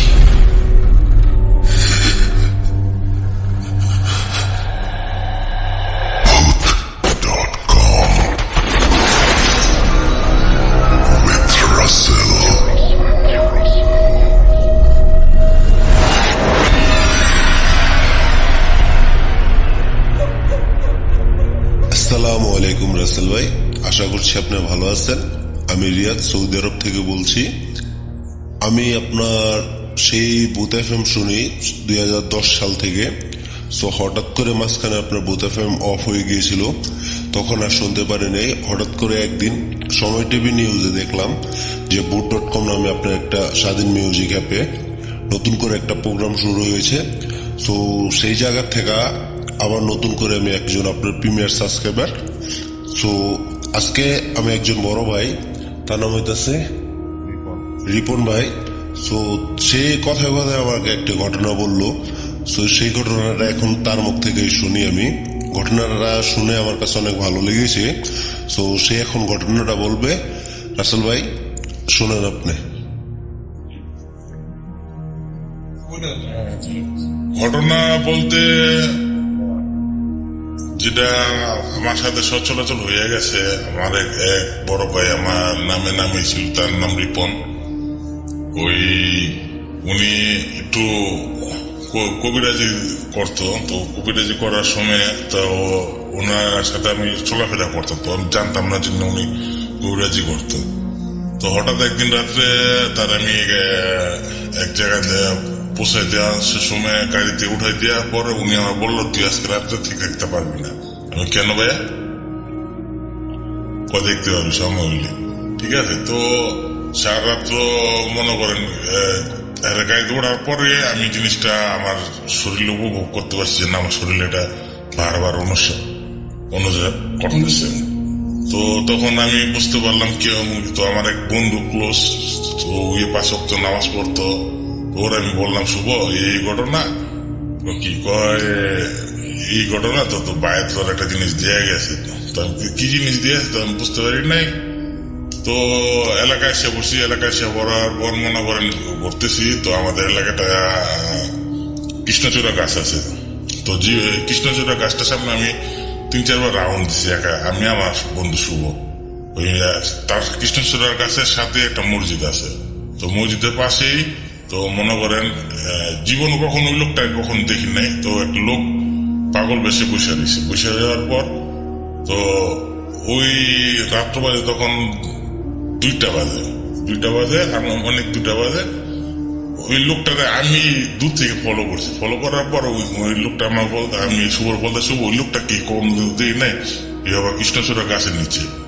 তো বাট আমি নিজে ওই লোকের কাছে গেলাম, লোকের কাছে গিয়ে জিজ্ঞেস করলাম, সালাম দেওয়া জিজ্ঞেস করলাম, আপনি কি? তিনি কোনো কথা বলতেছে না, সারা শব্দ দিতেছে, জাস্ট এর মধ্যে আছে। আমি বলছি কিছু খাবেন? তো মুখের না বললে মুখে মাথা ইশারাতে বললো হ্যাঁ খাবো।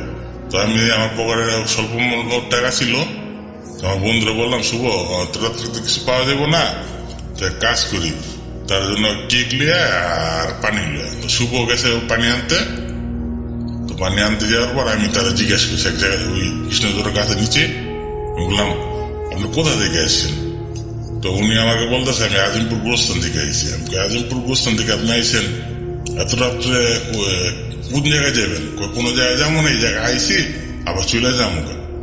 তো এই ভিতরে যখন এই কথা তার সাথে কথা বলতেছি, এর ভিতরে আমার শুভ আবার আইসে বলছে। শুভ আসার পর নিয়ে আর কোনো কথা বলি না, একদম নিউট্রাল হয়ে গেছে। তো তারা আমি কেক দিলাম, সে আমার হাতে কেক খাইলো। কেক খাওয়ার পর পানিটা খাইবো, শুভ পানি আনতে আবার গেছে।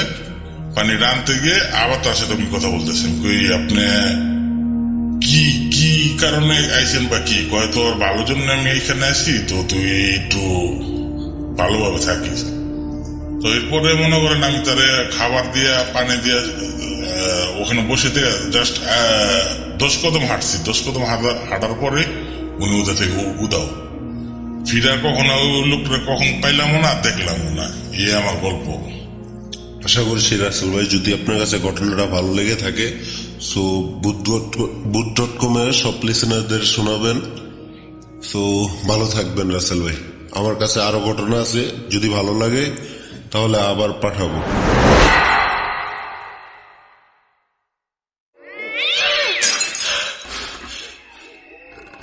আজ আবার শুনতে পাচ্ছেন শব্দটা? ভয়ের আরেক নাম ভূত.com with Russell.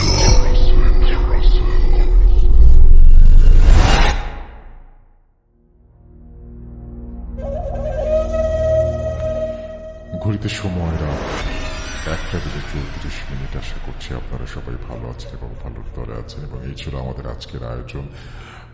আশা করছি আপনাদের ভালো লেগেছে, আর যদি ভালো লাগে অবশ্যই আমাদের জানাবেন। আমাদের ইমেল অ্যাড্রেস russell.booth.com@gmail.com। বড় একটা কিছু আসতে যাচ্ছে আপনাদের জন্য, তার জন্য প্রস্তুত থাকুন।